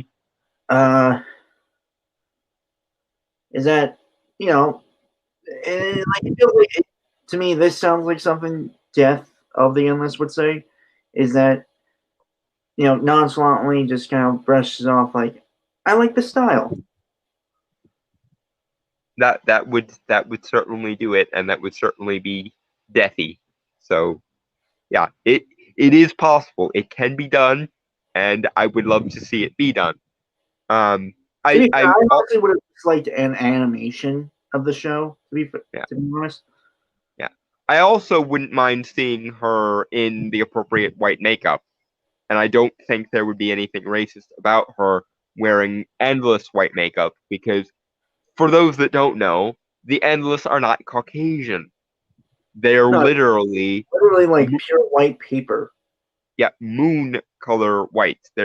Their complexion is supposed to evoke the mystical cosmic nature of the Endless. They're supposed to resemble the white color, like they're literally supposed to kind of glow almost, with like the color of the moon, and their hair and other clothing and stuff is supposed to resemble the color of the night. So if they did that, I personally would not be complaining about you cast a black actor but you put her in whiteface, because that would be stupid. Just as stupid as somebody complaining about desire being what we would now call non-binary or gender fluid, because that's always been instrumental and central to the character. And the way the character functions as well, which I think is somewhat more important. Right. Moving on. Yeah, moving on. Okay. When another Twitter user pointed out that desire has always been non-binary, Gaiman reiterated that people who have read the comics would know that, before noting that the shouty people complaining appear to have skipped that step. Yeah. He's not being mean. He's just having fun with it, and I'm fine with him having fun with it because I've basically said similar things most of this week. So yeah. And for those that want evidence of that, you can go to 32 Flavors of Nick Weiser, or was it Nick Weiser, or was it I forget whose channel I was on, but I did a live stream earlier this week with a bunch of my fellow anti-SJWs, and a lot of them were having the same like knee-jerk reactions, and I spent probably a half an hour explaining why in this case in particular, those knee-jerk reactions were not well founded. Not saying race swapping and gender swapping doesn't piss me off when it is not appropriate or when it is not creatively or universally driven, which it does. It pisses me off when someone puts their moral ideology before the quality of the storytelling.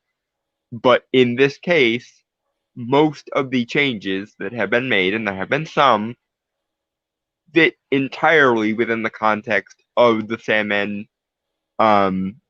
IP, or the Sandman Sandman entity itself.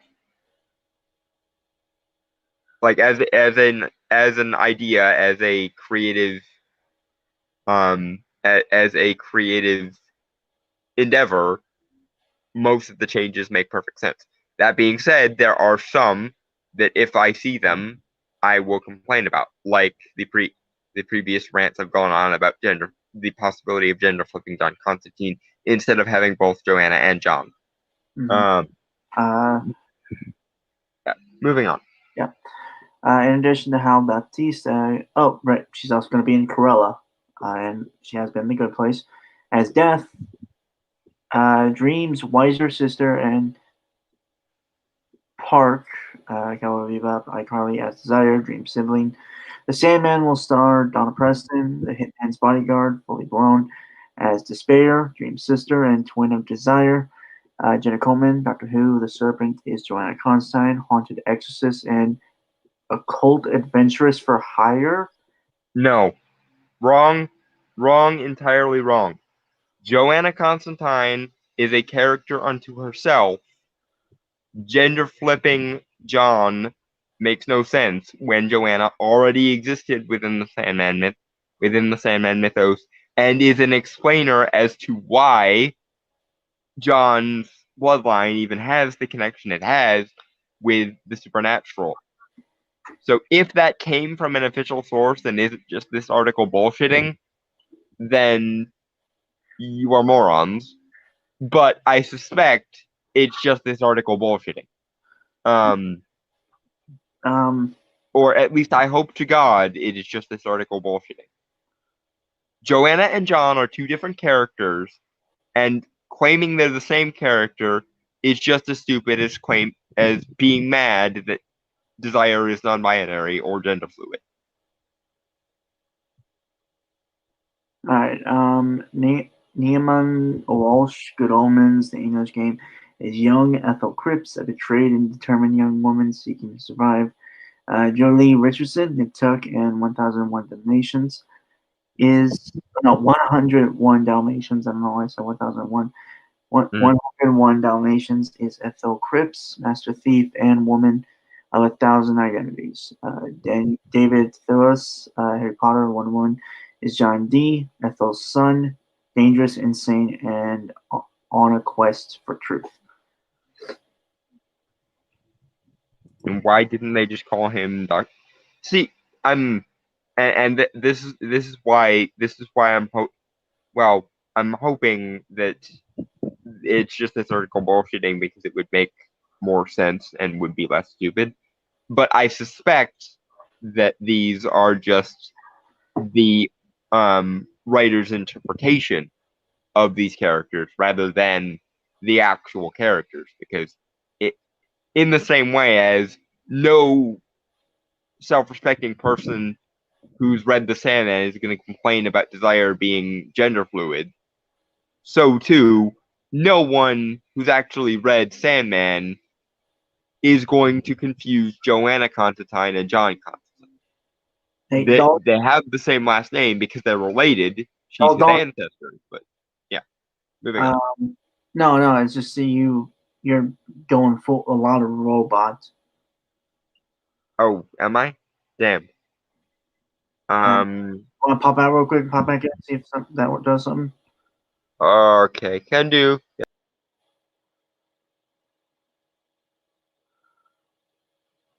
Give it a sec, folks.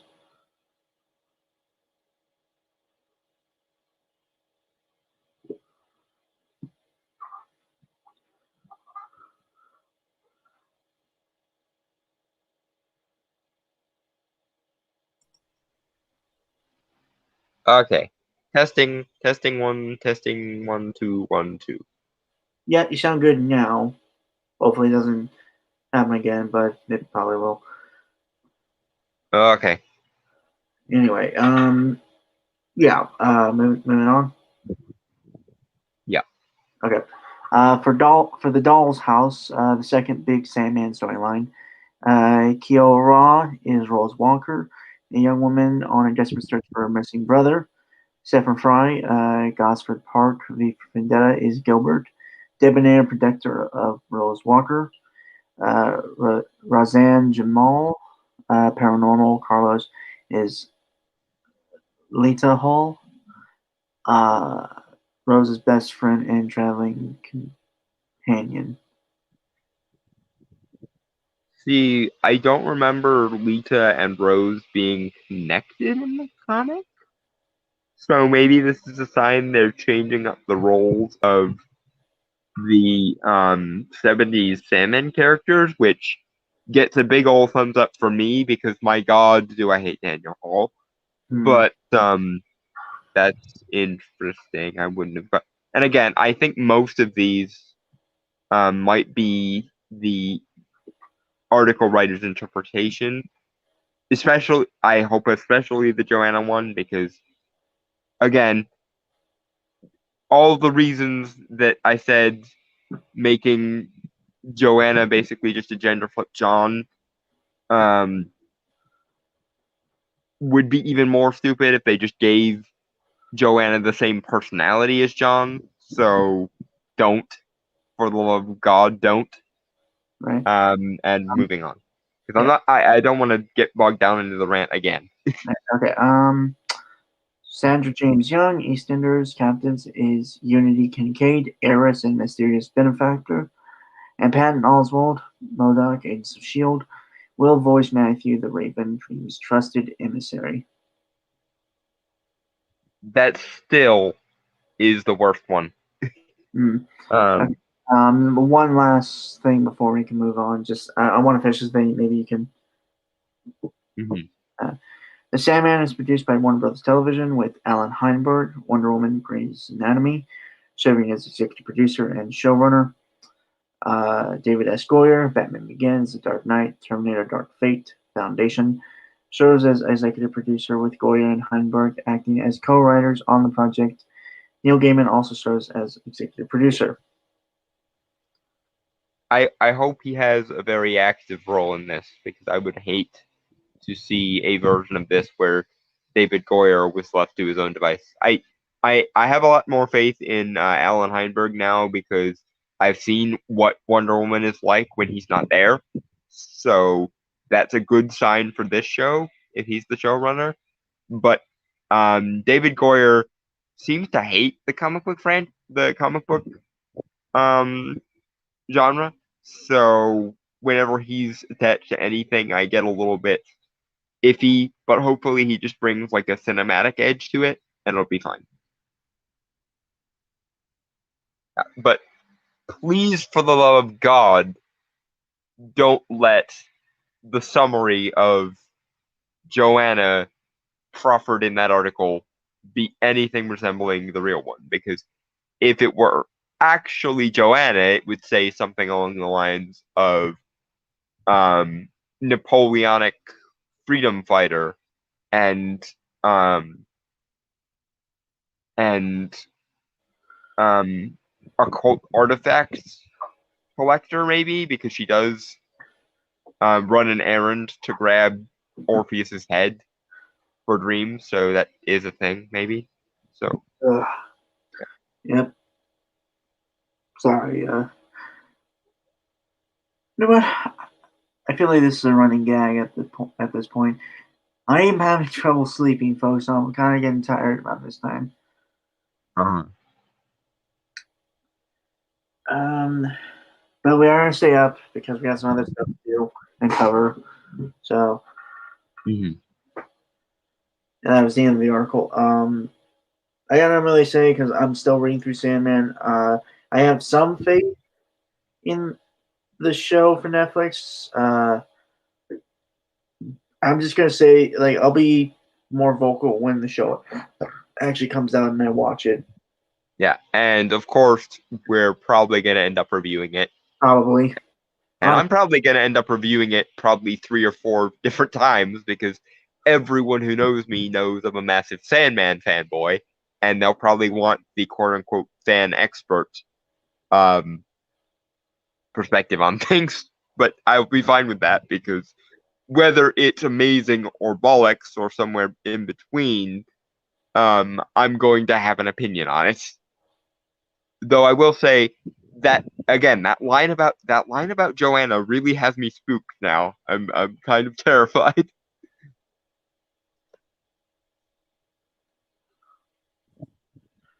Right. Okay. So moving on.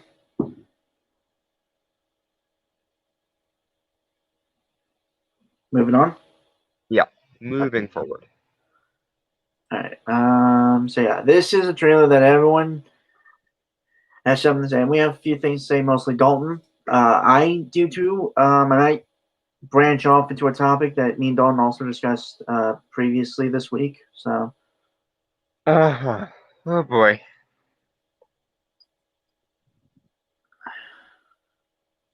All right. So this is the Marvel's The Eternals official teaser. You know, they call it teaser, but it never really is actually a teaser. It really is just a trailer mostly. This one's edited like a teaser, so I'll allow it. Just like the thing how I describe teasers to me, because I've actually done editing for like trailers and stuff. Mm-hmm.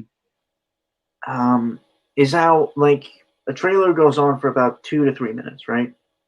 Mm-hmm. That's like an actual just a trailer. Mm-hmm. This is 2 minutes and 7 seconds, so that's how a teaser is usually like about 30 to 1 minute. 30 to 1 minute. That's but this teaser doesn't really show anything either, so fair enough. I guess it counts. Yeah, I guess. I'm just glad it doesn't. I'm glad they're not doing the whole trailer before the trailer thing, which I never really understood why the fuck anyone does that. Yeah, that always is annoying. Right. Anyway, shall we banana? We shall banana, because I can't think of anything more Eternal specific to I don't care. place it with. I don't care enough. Moving on. Banana.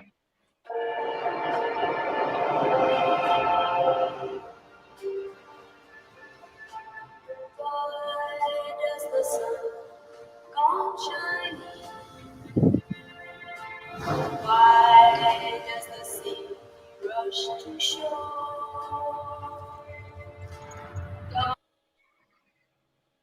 Okay. Okay, and now we have the first problem. why is everything washed out naturalistically? Because we've established with franchises like, or movies like both of the Guardians movies and Thor Ragnarok, that Marvel Cosmic looks more colorful and Kirby-esque, and this was literally a Jack Kirby comic. Dalton, So this is prehistoric Earth. But just in terms of the lighting, I am already not a fan of this. Prehistoric Earth, so I'm willing to let that pass because we're not actually into the cosmic shit yet. Well, I would, but I've seen the rest of this, and they don't improve. So No, that's fair. I'm not saying that. I'm just like for this first 20 seconds, it's prehistoric Earth. So yeah, So yeah, in the hypothetical where I haven't seen this already, maybe they were just building up a like slow burn, and then they would bring in the Kirbyisms later, but it didn't. So banana. A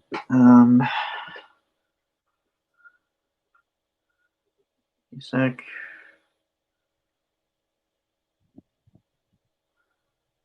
Yep, banana.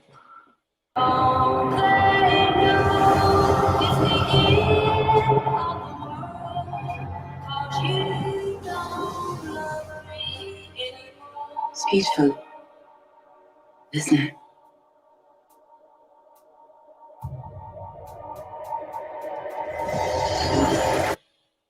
Okay. Don, do you want to, do you want to do it now or wait until we get later into the trailer? Like, give an explanation on what the Eternals is? Okay. For those that don't know, Jack the King Kirby, Hail to the King, back in the day, often would kind of flip-flop between working for DC for different stretches of time and then Marvel for different stretches of time. And in one of the moments when he had a tiff with DC, he had just made the New Gods for them. But he still wanted to tell New Gods like stories for Marvel. So he created the Eternals. In universe, what the Eternals are a experiment done by the Celestials. Because the thing you have to understand about the prehistory of the Marvel universe is, for some reason, every fucker in the cosmos was gunning for Earth and was interested in Earth for some reason. So you had I gave my reasons when we discussed this briefly on why Earth is such a hot commodity to other alien species. Yeah, and it was a good reason. I don't know if they're going with that reason in the actual. I don't recall them actually going into that in the comics, and I doubt they'll go into it here. But it's still a good justification. May I propose the reasoning? Please. Specifically for the prehistoric Earth, because that's when the Eternals were created. Was because if we go by with like the whole X gene in the mutants, right? Which one could argue that could be an offshoot of the Eternals or the Inhumans. Yeah. Yeah. Mainly, I would propose the idea that it is just natural human evolution than anything else. Yeah, because it makes sense. But humanity, as it's shown through the history of Marvel, the world of Marvel, the comics and stuff, humans show great adaptability, not just from mind, but also in genetics and stuff. Yeah. So therefore, that is why I kind of consider the fact that Earth is always kind of targeted a lot, and other reasons later on that we'll get into, I'm sure. Yeah. Okay. But anyway, my broader point was the prehistory of the Marvel Universe is very weird because of Earth in the Marvel Universe is very weird because every significant power in the cosmos was playing was playing cosmic roulette with the fate of the Earth. So the Celestials showed up and made the Deviants and the Eternals. The Kree showed up and made the Inhumans. The High Evolutionary showed up and possibly screwed around with ape DNA and created the original human race. And also took a bunch of animals that would eventually lead to characters like Rocket Raccoon. But yeah, and of course, the Elder Gods of the Marvel Universe were, inspiring human civilization and being worshipped as gods and so forth. What the Celestials essentially did was they took baseline humans and they made them fundamentally immortal and gave them cosmic power, which manifests in each member of the Eternals as a different power, even though they have a lot of the same base powers. They're immortal, they can manipulate energy in various ways, they have augmentations to their senses, yada yada yada, basic superhero sort of origin stuff. But the thing is, the Eternals, as the name implies, have been around and doing what they do for millennia, and therefore they help inspire, in kind of an Ancient Alien sort of way, a lot of the mythologies of the world. Like, one of the Eternals' names is Circe, obviously based on the figure from Greek mythology. One of the characters' names is Icarus, again, based on the character from Greek mythology. And on and on and on it can go. Funnily enough, most often the Eternals make their home on Titan, which is, of course, as everyone who's seen Infinity War knows, where Thanos is from. Because Thanos is what is referred to as a deviant, which is basically when humans mutate, they become mutants. When Eternals mutate, they become deviants. And there is some prejudice in Eternal society against deviants for much the same reason as there is prejudice against the mutants in human society. They see them as the next stage in their evolution, and they don't like that. And that's one of the reasons Thanos is so powerful, because his father was an Eternal, but his mother was a deviant. So when Thanos was born, he basically was a super deviant, essentially. And there's some other cosmic shenanigans that go along with Thanos' backstory, which we won't get into because it's not really relevant to the Eternals. But this section of Eternals, the section that we follow in the Eternals comics and then presumably this movie, are a faction that stayed on Earth, or at least visits Earth often enough to view it as a secondary home. Anyway, Banana.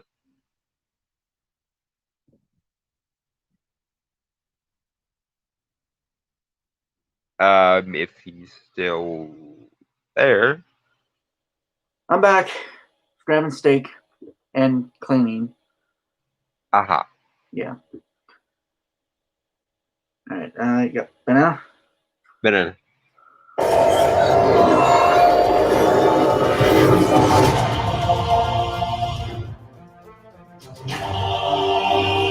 We have watched,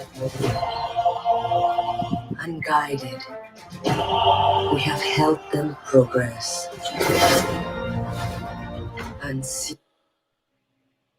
Okay. You know, what's weird is I think this concept could have worked, but I feel like it needs some more tweaking. Yeah. Because everything I see here, like, if they had made it set in prehistoric times, right? Mm-hmm. That would have made sense. Like, okay.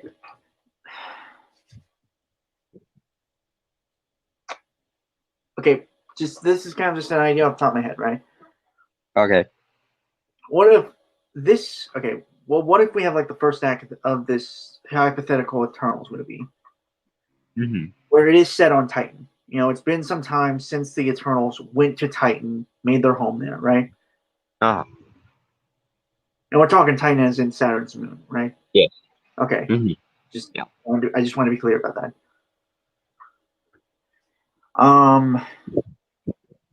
And you have like the group of Eternals that are in this cast basically want to visit Earth, the origin world, essentially. Mm-hmm. Because it feels like it's their duty to do so because it's where they originally came from. Yeah, they view themselves as caretakers, which they kind of do in the comics, and also were kind of charged with that duty by the Celestials, kind of, sort of. So Right. it makes sense. But the others don't want to because remember in Infinity War it said that Titan basically went what's the word? We know Extinct? yeah, went extinct. So to show we see like the beginning of that, you know, where the people of Titan are starting to grow a little bit lazy, starting to, you know, to have that interconnectivity. Mm-hmm. So it technically is a prequel, and I know prequel has negative connotations because of Star Wars and stuff, and other movies like that. I get Yeah, that, prequels are hard to do. but this is so disconnected from everything else because, like, the major problem with prequels specifically is when they're too close to the original series. Yeah, they have to fit a predetermined ending, and therefore there really isn't much room to play, which often leads to creators retaliating by making stupid and incomprehensible things happen in them. Right. So again, my thing is like, you know, set in prehistoric times, they're basically helping, I believe, setting up. Remember correctly, it's setting up. We might see it later, but Babylon or something like in mythology, you know, Mm-hmm. like they set up that city and they see it fall, and through that, through the failings of them trying to help, they decide to disappear. Yeah. Into the planet, basically not to do anything. And then at the end, or like a post credit or whatever, it's a very sober movie. It's a somber movie, unfortunately. Like it ends on a somber note, like Empire Strikes Back. Uh-huh. But at the again, like it's like the ending or a post credit, probably post credit, where it's literally okay. So 2023, right? Literally Yeah. after the fight at the Avengers compound with Thanos' army and stuff, and like the resnap and all that. Mm-hmm. And we see all the immortals gather at like the ground zero of the battlefield. Everything's calm, it's done. And then just like they're all dressed in their gear again, or like they're in regular clothing or something. Right. They come together and they decide now's the time again to do something. The age of wonders has come again. Yeah. Sort of thing. Yeah, pretty much. Because, you know, again, like the idea was basically they screwed up so much with Babylon when they created the shining beacon of humanity in quote unquote, which would have lasted for, was supposed to last for eons and eons, but they failed to protect it and it fell. Yeah. And they resided themselves just be amongst the people, shadows of history. Yeah, that would be an interesting way of going about it. Yes. And it makes sense too. Yeah, it does. Because it would have made sense why they wanted the Battle of New York. It made sense, Ultron and stuff like that. Right. Granted, I think Infinity War would have made sense for them to come together, but Mm-hmm. It's also possible they didn't notice any of that stuff until the snap happened, which that's the other problem with the timeline of the Eternals as we're being shown it. If they were around during the snap, then half of them would have also been disintegrated. So why didn't they do anything at that point is the question. Right. Like that again, like that idea for my version of the Eternals would have just been, it was just off the top of my head. My suspicion is this movie is going to revolve around the Celestials are going to show back up and be unsatisfied with their handiwork. And as with any experiment, because that's how the Celestials view Earth, is as an experiment, they're going to try to wipe the slate clean or clean out the petri dish. Unfortunately for human life and life in general, we, the inhabitants of the Earth, are the petri dish. So that's probably not a great thing. And the Eternals are going to have to come together to basically fight a horde of Celestials. That is my hope. That is my hope based on what I'm seeing here as to the direction they'll take this.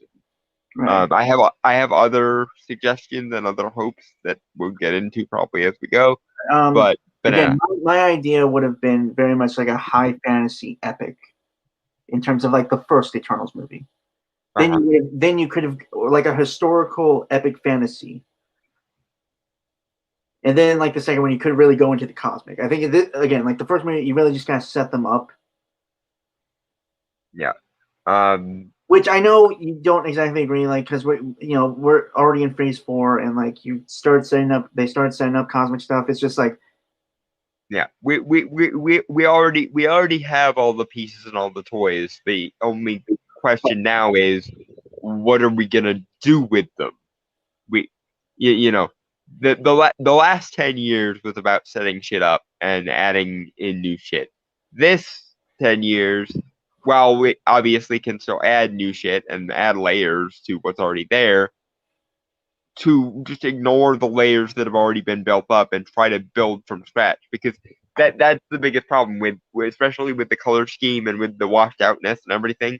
It feels as though the Eternals is operating on the assumption that because this is a new storyline, because this is a new phase, they have to be grounded and mundane again. And they don't, because the audience that is going to see something like Eternals is going to probably be mostly aware of the last 10 years of build-up. And we're going to be okay with the weird cosmic stuff. And especially if you have fans of things like the Guardians movies or Thor Ragnarok that know that cosmic stuff in the MCU plays more with the Jack Kirby multicolored aesthetic, this is going to turn a lot of people off, because it's something that should be Kirby-esque and cosmic being played as even more mundane than Captain America Civil War, which is a mistake. Banana. Right, banana.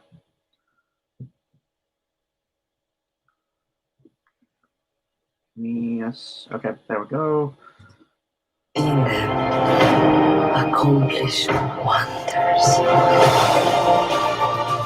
Throughout the years, we have never interfered. Until now.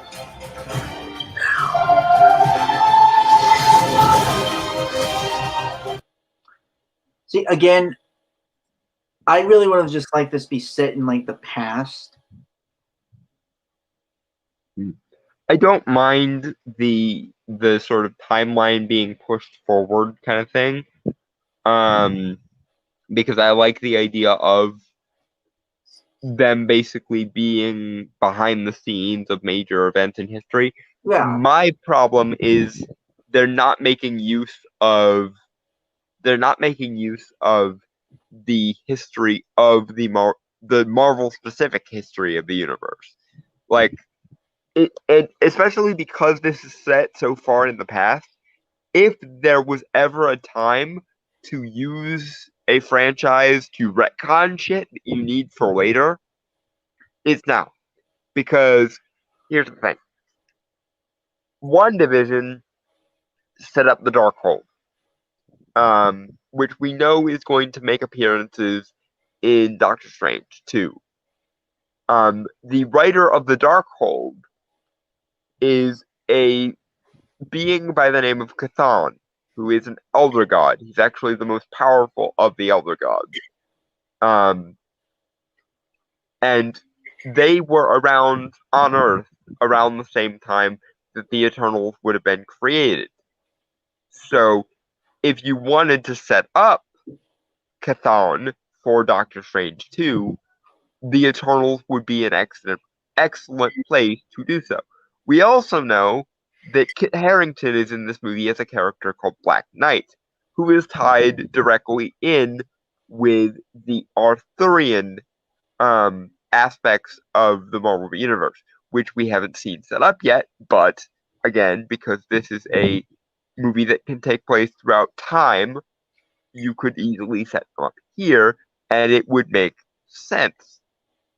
But it doesn't appear like the Eternals is actually making use of their connections to the broader Marvel history, and that is both concerning because it means that we might not get any of those things, but also frustrating because it wastes potential that this concept could have had.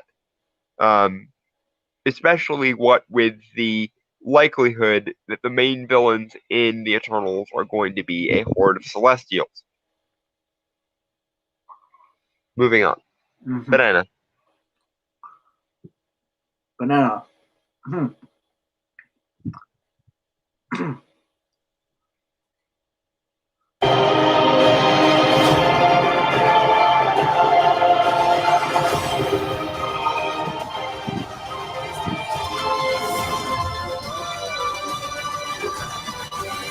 Ended when you said goodbye.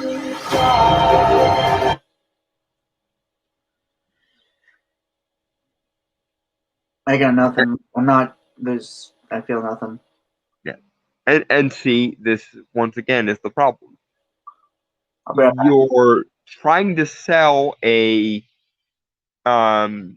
weird even for Jack Kirby concept, which is cosmic and trippy and interconnected with all this other weird stuff, but you're doing so with a trailer that's mostly people standing in a field that isn't even lit interestingly or like anything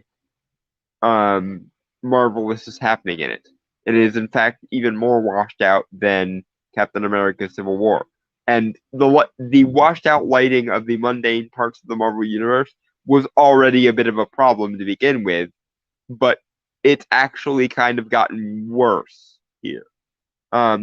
It might be because this is an early trailer and CGI takes time to render, and they might be trying to do kind of a contrast thing with the Celestials being very trippy and all the cosmic stuff being very trippy looking, compared to the very, very mundane Earth.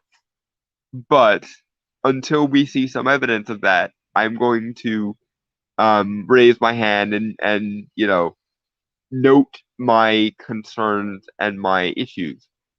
And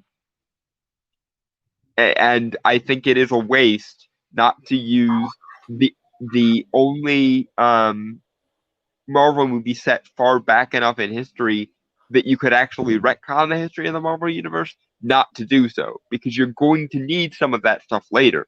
Not only because you probably should set up either Chthon or Mephisto to tie in with the Darkhold, not only because the Celestials themselves need to be set up and everything, but because, for example, Chthon's sister, Ajtor, is one of the three Vishanti, which is where Strange draws the majority of his powers as Sorcerer Supreme, which I still maintain he has not taken in the MCU yet from. So there's a lot of world building potential you're missing out on here, and the MCU is supposed to be interconnected. Not to mention, this movie just looks dull and gray and boring. Which is bad. It does kind of remind me of like I want to say a 90s movie, kind of. I Like guess. Like a 90s comic book movie. Which is not the best company to be in, considering that most 90s comic book movies uncomic book themselves a lot. Man, they were good ones. Right, but my point is that they uncomic books themselves a lot. And if there's any point where you should be holding back and mundanizing comics, it shouldn't be here. Because Eternals is as trippy and weird as trippy and weird can get. Mhm. Right. I mean, like there were comics. I mean, 90s superhero movies that got into the weird. Yeah, like The Mask and that sort of thing. The Crow. Yeah. God, that's a good movie. Speaking of which, I still haven't opened my DVD. Like, I need to watch this, man. I've been busy. Uh-huh.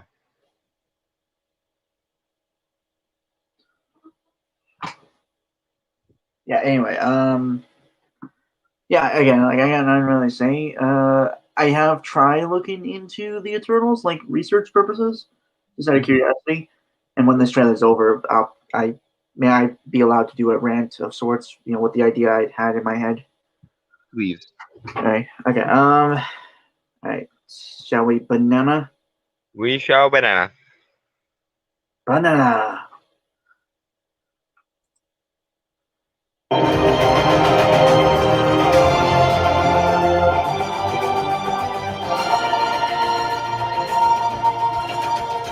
Thank you. So now that Captain Rogers and Iron Man are both gone, who do you think's gonna lead the Avengers? I could lead them. Was this really necessary? Still 7 seconds left. Okay, banana. Banana.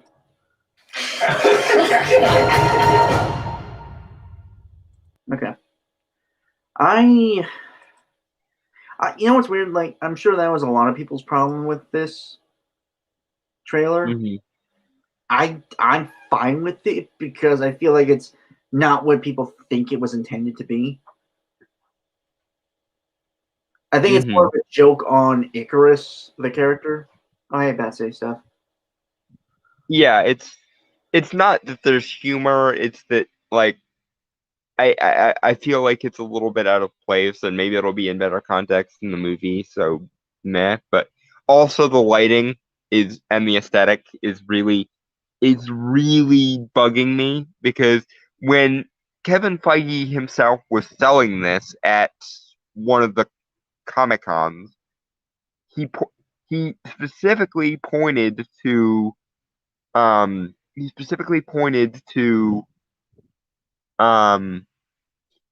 Thor Ragnarok and said, you know how Thor Ragnarok was kind of Jack Kirby? Well, Eternals and Thor Love and Thunder are going to go full Jack Kirby. So my question is, from whence cometh the Jack Kirby? I want the Jack Kirby. Where's the Jack Kirbyism? Because it's not there, and it should.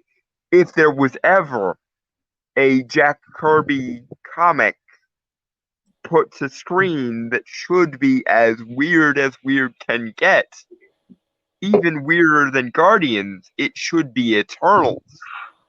It's just not there. Right. So Batsy stuff. Hello. Hi. We're almost at the end of the stream.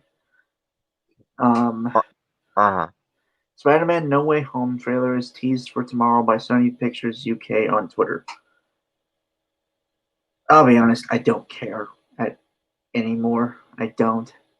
Far I from- still don't know why No Way Home is coming out before Multiverse of Madness. It should be the other way around. doesn't matter anymore, man. Well, it matters to me because I actually care about the weird, trippy, cosmic part of the Marvel Universe. But I care about it too. It's just like Phase 4, honestly, I don't care anymore. I don't. it's sad because they seem to be taking every opportunity to kind of force me not to care. Because WandaVision was really, really great until the last episode. And then they did the rug pull, and then they basically said none of those fan theories that we insisted you get invested in matter at all. And Eternals should, in theory, be my favorite movie of this phase so far. And it's some very pretty people standing in a field and doing nothing. And that does not register as Jack Kirby to me. Spider-Man No Way Home is fine, but it should be coming out after Doctor Strange 2 when the multiverse nonsense is already established. Thor Love and Thunder is probably going to be the best one that we've seen stuff for so far, but that has the clusterfuck that is Lady Thor and Jane Foster to deal with, played by Natalie Portman, who is criminally deprived of a fuck. So, like, you know, it seems like they're trying to make me not care, and I'm annoyed they're trying to make me not care because I want to care. Goddammit, make me care. Right. Okay. So before we move on to the last thing, which is hopefully an upbeat part,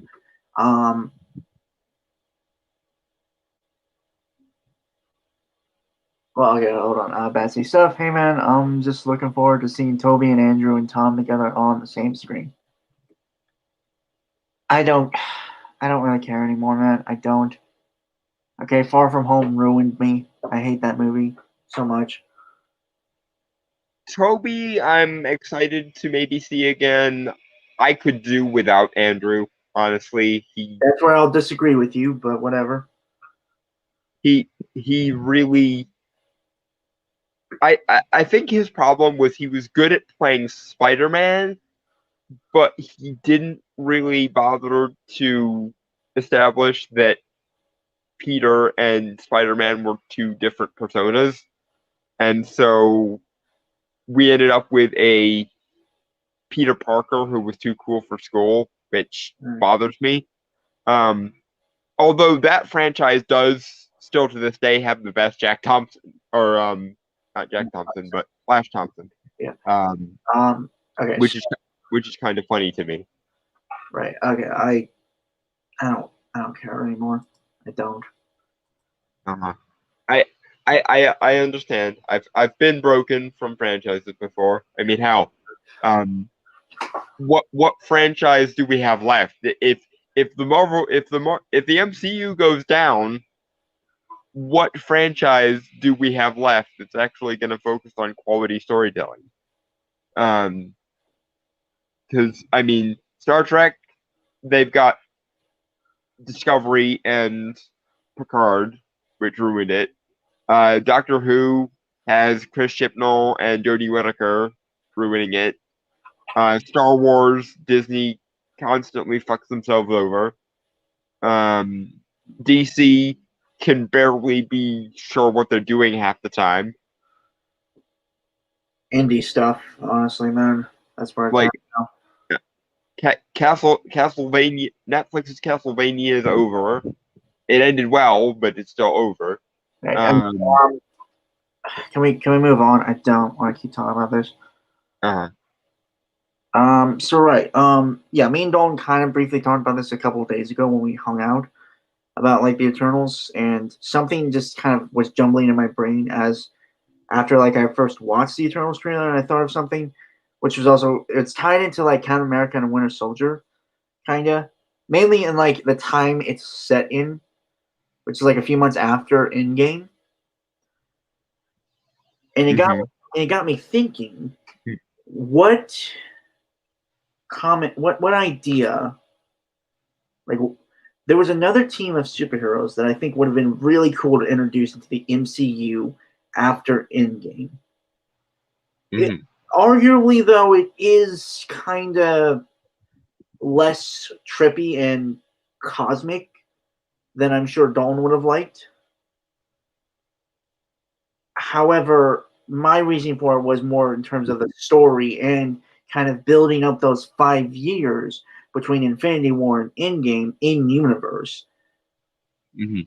And it does have a neat little meta quality to it because it could allow Marvel to troll the shit out of DC. Yeah, we're talking about Squadron Supreme, which is basically Justice League analog in Marvel. Kevin Feige just goes, "Okay, DC, you want to see how this is done correctly? Let me show you." To be fair, they're more the anti-hero Justice League, to be fair. Mhm. Yeah, I started looking into these guys because like I had seen this really interesting video from Sci-Fi Wire. I know but Uh-huh. it's still a good video, honestly. It's very informative about a series that came out before Watchmen and was kind of like the precursor to like all those like kind of stories of like what if superheroes actually were in the real world and actually tried to solve real world Mhm. problems. And it was interesting and really cool. It was like I think it was a 10 issue maxi series, if I remember Mhm. correctly. But yeah, my proposed idea was swapping Eternals. Like, well, okay, not really swapping, but have Squadron Supreme come out first before Eternals. Like, Mhm. if anything, that would give the creators more time to work on Eternals than anything. Yeah. Granted, they had a whole bunch of delays because of the pandemic, and they didn't make use of them apparently. So, man. But my idea was that the Squadron Supreme were basically heroes that came out of the woodwork during the 5 years when a lot of people were gone, and the Avengers, well, were effectively, uh, were effectively decommissioned, Yeah. and they were kind of the fighting force for those 5 years, and they kind of are now. And they could be also a precursor to Dark Avengers with the setup of like John Walker becoming U.S. agent and stuff in Falcon and the Winter Soldier. Yeah, and disassembled, which they're probably gonna do because Wanda goes nuts because that's what Wanda does, and they're gonna probably do something resembling Avengers Disassembled, and then Strange is gonna have to talk her down. Right. But my idea was basically, uh, again, this is more in terms for the story of the MCU overall, not Mhm. really the meta thing or whatever. It was just I thought it'd be really interesting. Yeah, I brought up the meta edge when he mentioned this to me, just because that would be not only would that be the best angle to take with it, but it would also be the best way to sell it. Because everyone loves everyone loves it when Marvel and DC take barbs at each other, Yeah. and with how DC has been kind of their own worst enemy for the last 10 years or so, I think it would be nice to see Kevin Feige be like, "Oh, here, let me show you how to do this." Right. But really, they are. Yeah, and the Squadron Supreme is basically, if you guys have read like again, like if you've read like Watchmen, if you've read Kingdom Come, any Authority fans out there too. Mhm. The This Boys, but this is much better than The Boys because Yeah. everything is much better than The Boys because The Boys is cynical and nihilistic and bullshit. Yeah, basically everything that's kind of the quote unquote deconstruction of superheroes, this kind of came from, but this actually took it in a very interesting way where like it's not shitting on superheroes in any way. It's more of the commentary of again, what happens when you give a person absolute power and they try to make the world better, Yes. and the issues that arise from that and stuff. It's just like it's like they literally they like things like superheroes fighting superheroes, conflict of ideology and stuff. They did this before. Anyone else really? But it never got. I do think in the MCU it's likely that they will not make use of that because the MCU likes things to be more playful and colorful, so they'll probably just make them Marvel's answer to the Justice League. Which, I mean, like, again, I would prefer they make more of, like, the anti-hero Justice League than anything. Like, do whatever it takes to, the whole greater good thing. It's a thing with it. But, yeah, like I said, and, like, how I proposed it, because they introduced the Global Reparations Committee. Council. Yeah. I don't know why I keep saying committee. I don't know. It may very well have been committee. I think it was council, but I don't. Anyway, like they could be working under them and doing stuff, and then eventually, they have to. They decide to do their own thing, but they come into conflict with the new Avengers and shit, and like it's very interesting because like. Again, these guys, like you could have it that again they kind of became superheroes during the 5 years, and like the new Avengers, the conflict arises from their clashing of ideologies, where like the squadrons kind of do whatever it takes to make the world better, even if it's like sacrificing our very souls to do so. Yeah, the greater good. Yeah. But like you can understand that, and like the Avengers are, funny enough, is the Avengers, in terms of the MCU, are kind of more. I don't want to say idealistic, but more. What's the optimistic? word? Optimistic. Thank you. Yeah. Also. And because I'm interested in selling this to the powers that be, Marvel, just throwing this out there, if you made a Squadron Supreme movie, you could basically make Marvel DC crossovers without even needing to ask DC's permission. Just throwing that out there. Yeah. Yeah, and again, like. I think it'd just be very interesting to see how different these characters interact with, like, Sam Wilson, Captain America, Bucky Barnes. I mean, Bucky Barnes would be very interesting to interact with, like, say, Nighthawk or Hyperion, like, Batman and Superman, respectively. You could even throw in a lot of interesting commentary about, like, when the Avengers start ragging on the squadron, one of the members of the squadron could point out that isn't this basically what you did during the Civil War fight, which would be a really interesting way of taking it. Yeah. Especially now that Steve Rogers is no more, because like what if okay, so the Avengers and the Squadron Supreme are at odds with each other, and one of the Avengers starts morally lecturing the Squadron.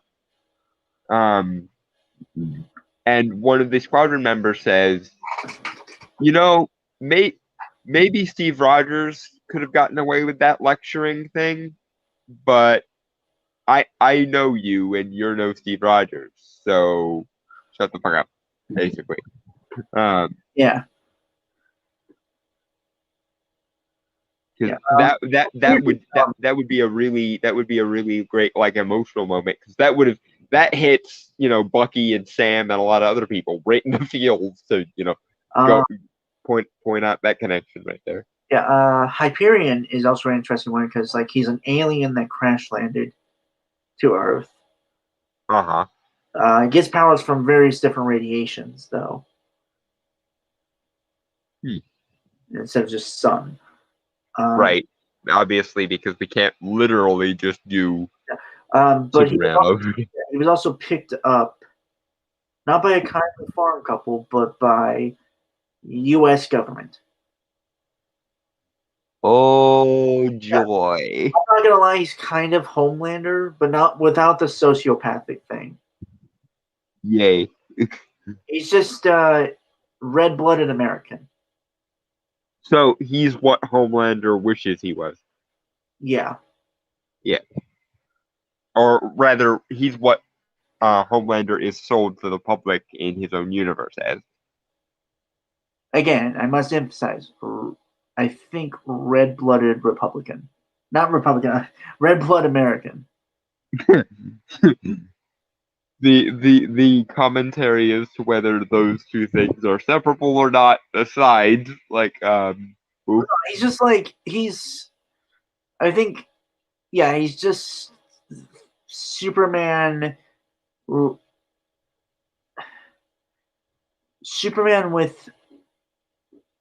the care for humanity, I guess. Not humanity as a whole. Hyperion, I think, cares mostly just for his country. You know, he's again, like Homelander, but if he wasn't like a sociopath. Yeah. Again, kind of what the media of the boys sell Homelander as. Yeah. But still an interesting character nonetheless. Mhm. Like, he wants to do good and he tries to do good. It's just, again, how he goes about it is, I think, the problem. And actually, can you imagine the conversation between Hyperion and John Walker now? After everything we've seen with John Walker in Falcon and Winter Soldier? It'd be very interesting, I'm not gonna lie. I think, again, they would differ because of John's character arc. Right. And that would be that's why it would be interesting, because John Walker was basically in that exact same headspace at the beginning of Falcon and Winter Soldier. Yeah. Okay. Yeah, but like again, like I think the Squadron Supreme would have been possibly. I don't want to. You know, I'm going to say it, but I don't. I'll explain what I mean. But I think Squadron Supreme would have been the better choice in terms of an ensemble film for Phase 4 to start off with instead of the Eternals. Mm-hmm. Simply because of the fact, for story reasons, within the universe of the MCU at the time, opens up so many different possibilities. And you could still very well have had Eternals. Like, you could put Eternals where the Marvels is now, and it probably still would work. Yeah. Like, have Squadron Supreme where the Eternals is, and then put Eternals where the Marvels is, and then push the Marvels back a bit. Or, you know, retool it, because well, actually, no, they already retooled it, because it was originally Captain Marvel 2, and they came to their senses in regards to maybe Carol Danvers can't hold a movie on her own because we cast an unlikable plank of wood in her shoes. So, team movie now. Yay.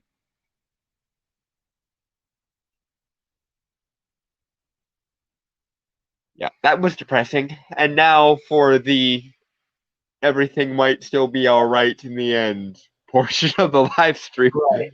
Yeah. So full disclosure, I picked this trailer. I was scrolling YouTube yesterday. And I saw this, and I thought it'd be really cool. So I sent it to Don. He agreed.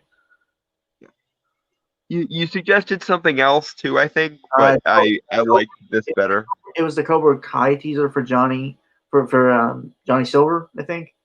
Right, yeah, and I like this better, especially as a positive thing, because guys, these are the kind of comics that Brainstormer and I have literally spent hours making up, basically. Yeah. Well, we'll get more into it as we get in, but this is the Astonishing Times teaser trailer. It's a comic trailer, by the way, but it's really good. Yeah, it's definitely the best comic trailer we've had on this show before, because I mean that is not even a fight, because one was like straight wasn't it Strange Academy, and then the other one was New Warriors, right? The New Warriors. yeah, was the New Warriors with Daniel Kibblesmith. I don't think we covered any other trailers, comics wise. Yeah, at least not comics wise. I don't think we did. Well, no, the DC Future State. Wait, no, did we cover that? Yeah, we did, but I don't remember if it was a trailer or not. We covered. Anyway, shall we? Yep, banana. Banana. Throughout history, mankind has always looked to the horizon and hoped for something more, myths and legends. But here in the 21st century, our heroes walk among us. Oh, sorry. I pressed the wrong button. See, that was the one part of the trailer where I was like kind of iffy on it, because I get why the superheroes or modern mythology comparisons get made, but when you compare superheroes and you say superheroes are modern mythology, that implies their only value is as a modern surrogate for mythology. I think And I think don't. uh-huh. No offense, but I think you're kind of reading too much into that.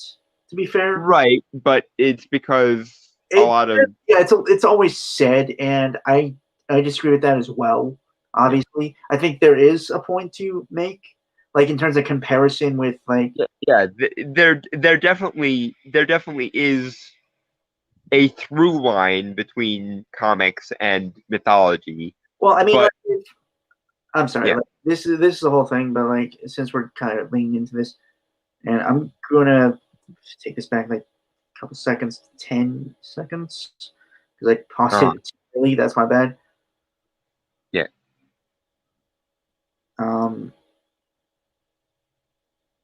But what I was gonna say was like, you know, with J. Scott Campbell's like hero, was it the hero's journey or was it someone the hero of 1,000 faces? Who was it who proposed that? I can't remember. Joseph Campbell. Joseph Campbell, thank you.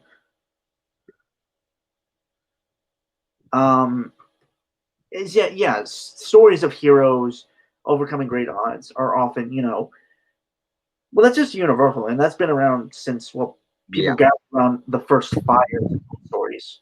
Yeah, but that doesn't mean that these stories only have value as an extension of that. That's where we often part company with people like Professor Geek, because people like that seem to want these stories to only be that, whereas I'm of the opinion that you can make those connections and there is a definite through line between them, and that's fine, but comics also brought something new that mythology didn't have, and mythology has aspects of it that aren't in comics and shouldn't be.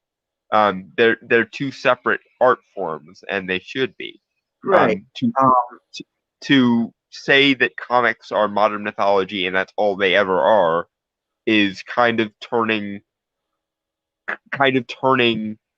comics into inferior, like the shadow of mythology, and that's wrong. I think comics bring something that no other art form could ever bring, and that's one of the reasons I love them so much, because they are the only place you can find the awesomeness that is in comics. And this is changing a little bit because adaptations of comics are getting better and better at capturing what makes comics special. But there is a unique quality within comics that isn't found in any other art form, including mythology. Anyway, that's my little overly hyper-focused rant out of the way. Banana. First century, our heroes walk among us. So why do things feel like they've stayed the same? It's been 15 years since the cataclysm, and most people seem to have forgotten it even happened. No one looks up anymore. We need to remember what our heroes stand for, to be inspired, to look up again, or else we risk losing their legacy. And you could almost say that was a direct, like, a direct riff on everything wrong with the modern comics industry. I don't think that was their intention, but yeah, you definitely could see that. I'm not going to deny that. Yeah. Um, I'm not saying they did definitely intend for that to be the case, but holy fuck, is that not ripped out of every comic fan's mouth that I've talked to in the last like 3 years, including myself sometimes. So well played, writer of comic, and well played maker of trailer. Yeah, banana. Forever. No matter what comes next, we have to stay strong. This is Noah Sands reminding you that we live in astonishing times.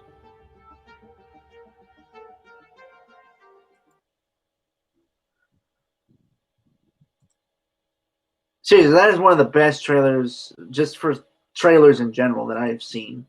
Yeah, and it's going to be published in print by Dark Horse in a couple of months, so I will be getting. Yes. Yeah. Well, actually, not in a couple months. Later this year. It comes out in Comixology on July 26th, 2021. Yeah, which is the day after my birthday.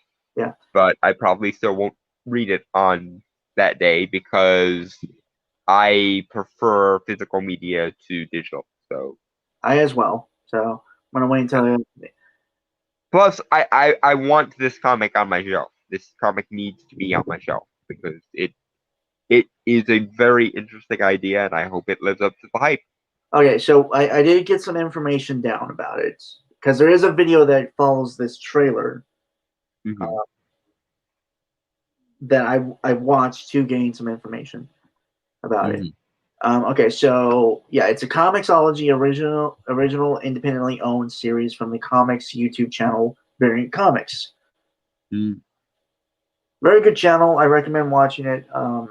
Yeah, it's pretty big up there too in terms of like Comics Tube. Yeah, it's in the same vein as like a Comicstorian or a Comics Explained. I think the person who runs Variant Comics has a little bit more personality, and if I'm entirely honest, a little bit more love of the medium. Yeah, he's yeah, that would be Eris Kionis, which is like this comic is like his first ever comic he's worked on, and like he's a newbie, and he's working with like a team of professionals who have been in the comics industry for some time. Yeah. You definitely got me interested, so that's okay. So yeah, it's a 5-issue comic series that explores the heart of what it means to be a hero and why they still matter. I also have the synopsis here. Unless you have something to say, then no, go ahead. Okay, so Noah Sands, good name by the way, is a young reporter living in the shadow of his father, lives in a world full of superheroes, but no one seems to care. After a world-changing event called the Cataclysm, people moved on, and now heroes are old news. But when Noah begins investigating a mysterious murder, he comes face to face with his most revered heroes and is forced to confront a secret past that could change the world forever.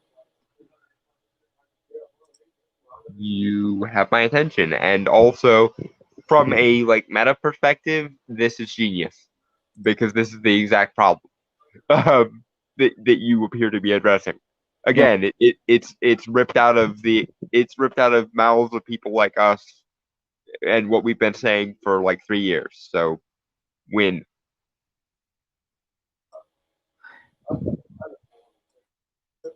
Yeah. Okay. So, yeah, creative team is Eris Kionis, who's a writer / creator of it, and runner of Variant Comics channel. The second writer, who's the more experienced one, is Frank Barbieri. I actually tried looking him up. He works more on independent stuff than what I've seen. So nothing. If I mention anything of his, it's not. It's just if I don't mention anything of his, I don't really know. I don't really have a through line with any of this stuff he's written. Yeah, his name is not familiar to me off the top of my head. I think I might have heard it before, but I don't know where. The artist of the series, and we saw it in the trailer as well, is like the art for the comic. Riari Coleman. If I say that name wrong, I'm so sorry. And the colorist who made it look really pop, which also it looked really good. Like color wise, it looked very. It had that kind of retro look for color, right? Or like it popped. I mean, Right. So that's Lauren Affey, and the letterer is Taylor Esposito. I really wanted to cover the entire creative team that was mentioned, just to pay respect to it. Yeah, because you guys are doing amazing work from what we've seen in the trailer. And again, trailers can be misleading, so maybe not. But from what we've seen in the trailer, this is amazing, and it's everything we need right now. So kudos. I also want to mention that it was the Eris in the video that I previously stated that gave more information on Astonishing Times. He had mentioned that this had taken 2 years to make. Yeah. Well, it appears to have been a two years well spent. Well, yeah, no, I'm assuming 2 years. He had mentioned that it was like keeping quiet for 2 years about it. Yeah, which means maybe that they started working on it 2 years ago, and that he's just now getting to the point where he can talk about it. Yeah, which is respect to it, because it's anyway. We'll get there. Also, major influences for this comic are The Dark Knight Returns, Watchmen, All-Star Superman, and the death of Gwen Stacy. Yeah, and when Brainstormer first told me about this, my first reaction, which apparently was also one of his reactions, was, how are you going to square the circle of Watchmen and All-Star Superman? Because Watchmen is very heavily deconstructive, and All-Star Superman is very much getting back to basics and being very sincere. So yeah. Well, Eris had mentioned that these comics are all like classic tales within the comics history. So I think that's kind of what he meant. But yeah, I would also assume, because I mentioned the quote that he had made about it as well. Yeah. There is something which is where it gets good for anyone watching, because that quote is just a thing of beauty. Go for it, Brainstormer. Well, there was something I wanted to mention before I got to that quote, actually. Okay. So during the brainstorming sessions, as was mentioned again previously in the video that I talked about, they had wondered what they could do differently within the genre that would still encompass and focus on all that they love about superheroes as a theme. I know that might make your eyes roll there, Dalton, but hear me out. That being the biggest and most important reason is that they give us hope and represent something to inspire to. Like an embodiment of light at the dark tunnel, which coincides with the quote I had mentioned earlier. Well, I had mentioned to you, Dalton. I mean, right. Which is, Astonishing Times is sort of a reverse take on Alan Moore's Watchmen, and defines that as one of the many themes of Watchmen is superheroes can be broken people who make bad decisions and suffer with their own demons, despite the fact that they're heroes we're supposed to look up to. While he describes Astonishing Times as flipping that paradigm to focus on the idea that while it's true there's a lot of evil in the world, and some people we trust let us down, ultimately there's more good out there than bad, and if we choose to focus on that good and keep looking up, not for someone to save us, but toward a brighter tomorrow, together we can make the world a better place.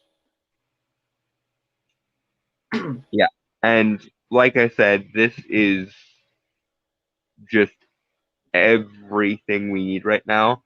And what's more, and Brainstorm and I laughed about this, it's doing exactly what I always encourage people to do, and I've encouraged Brainstormer to do on more than one occasion, which is the cleverest thing you can do right now is subvert the people subverting things. And I had mentioned this to Dalton too, and like this, like Astonishing Times sounds like a story I would do. Yeah. Like legitimately, it sounds like my version of Watchmen. And I don't, and, I don't mention this. I already am working on a version of Watchmen. I just haven't gotten to it because I have like 6 other projects I'm working on. So, because his brain has this thing where he'll come up with a great idea and then 1,000 other great ideas, so he'll have to sift through them to try and balance them all out.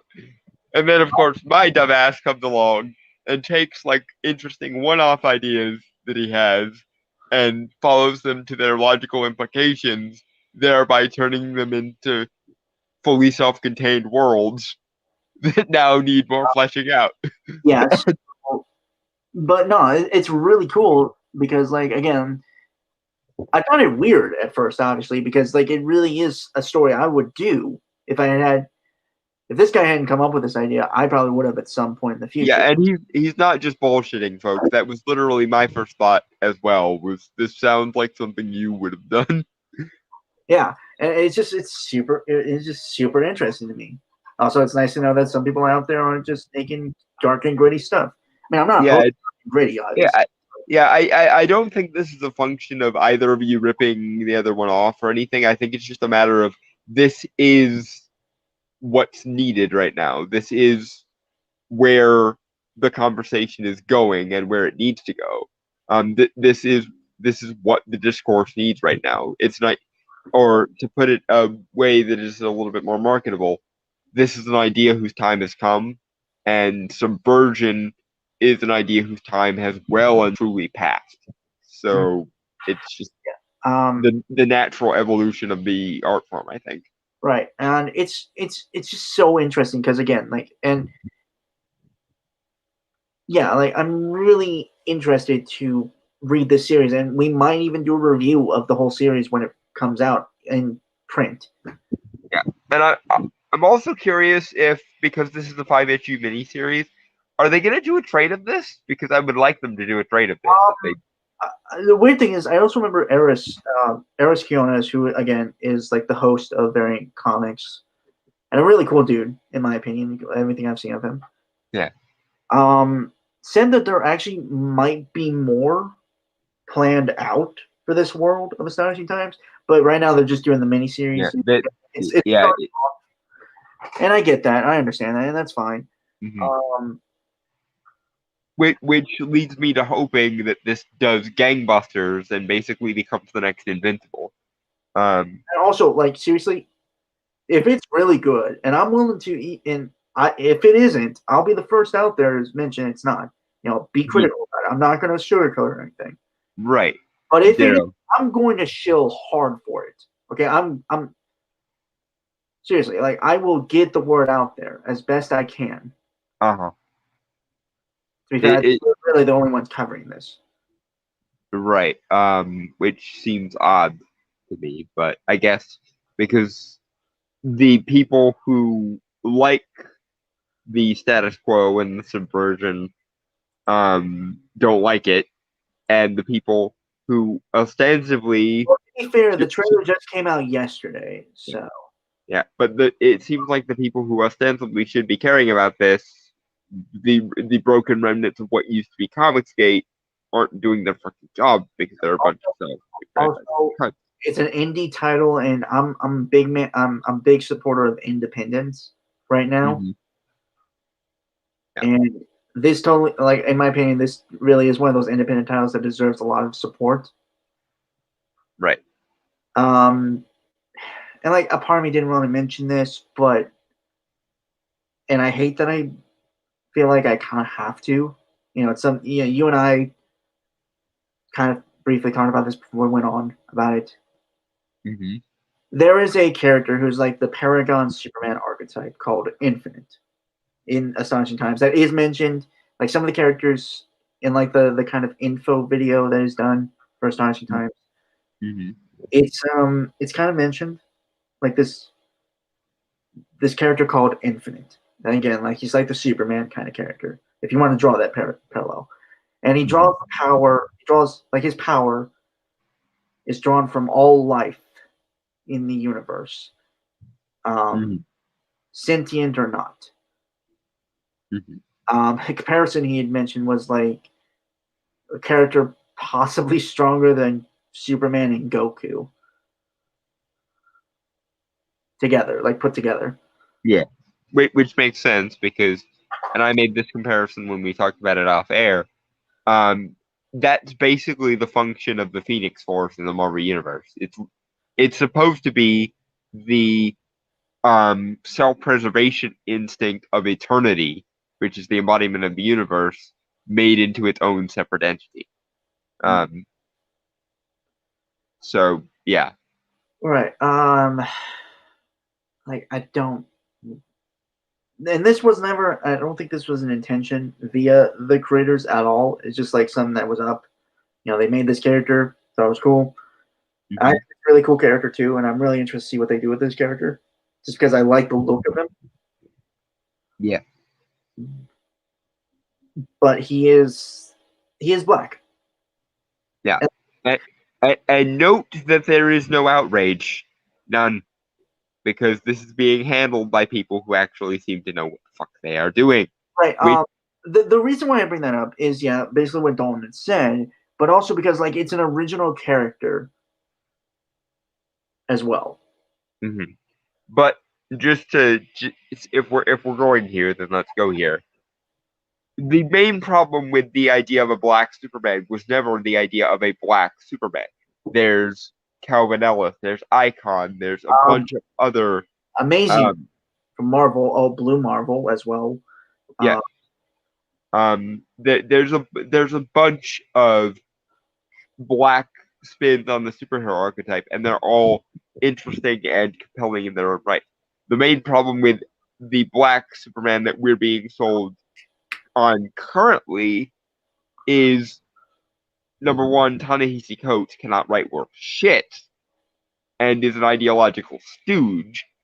And number two, focusing on the idea of blackness, quote unquote, which basically is just going to be black victim ideology for 200 minutes or however the fuck long the movie is.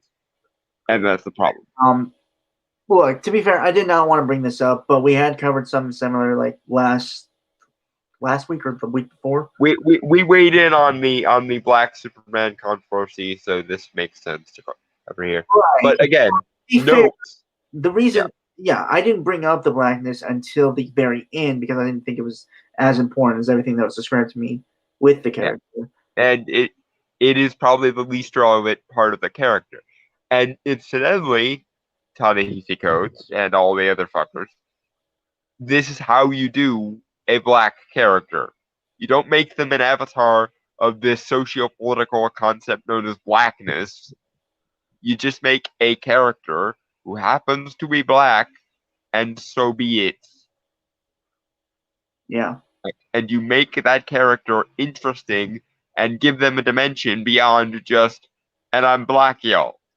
Yeah, like I said, from the art I've seen and how he was talked about, he does seem to be like the Superman paragon kind of hero. Mm-hmm. Like there's even statues of him shown in the art for the comic. So again, he might I think he should technically be the epitome of the superheroes within the world of Astonishing Times. Uh-huh. And it looks like he disappeared after the quote-unquote cataclysm. Mm-hmm. Hence why I think superheroes have kind of dropped from the wayside in terms of stuff. And just judging from the name of the cataclysm, I expect he probably died. There's like art like in the background that said, and like posters of him that say, "Where are you?" Yeah, so they may very well not know if he's dead or not, but judging from the fact that it's called the cataclysm, I would expect it was something fairly apocalyptic. Yeah, but yeah, this just seems like a really upbeat story, and it's also like it kind of has that Kurt Busiek kind of tone with like the character of Noah Sands. Mm-hmm. It's a cool name, by the way, and again, that feels like a name I come up with. It really does, yes. But no, like he's a news reporter, and yeah, the obvious, Superman and Peter Parker and all the rest sort of connections there. Right, but like he's again when I say Kurt Busiek, if anyone knows like the Marvels comic or Astro City, where like it takes where like an average person looking at the world of that lives in a world of superheroes, like that kind of thing, and I'm a part of me thinks it's like that kind of, but like it's also supposed to be kind of a murder mystery as well. Yeah. Which again is super freaking cool, and I'm very excited for this. Again, like if you guys want to get it early, digitally you can get it on July 26, 2021 on Comixology. And I think we have to wait for a release date of physical copies from Dark Horse Comics later this year. So yeah, and hopefully there will also be a trade, because I like collecting books I actually read in trades and keep the individual issues just for like collecting. So, like, yes, please be successful enough that you can justify making it a trade, because I want a trade. yeah. Other than that, I don't really have anything else to say about Astonishing Times. Yeah, no, it just was a really big boost that we needed. So yay. Yeah. And please feel free to help yourself to all the free publicity we just gave you. Yeah. Granted, I don't really think they needed that because it's like no, but it's there if they Yeah. So yeah, with that, folks, I want to say goodbye, adios, aloha, auf Wiedersehen, sayonara, peace, cheers, and fuck off.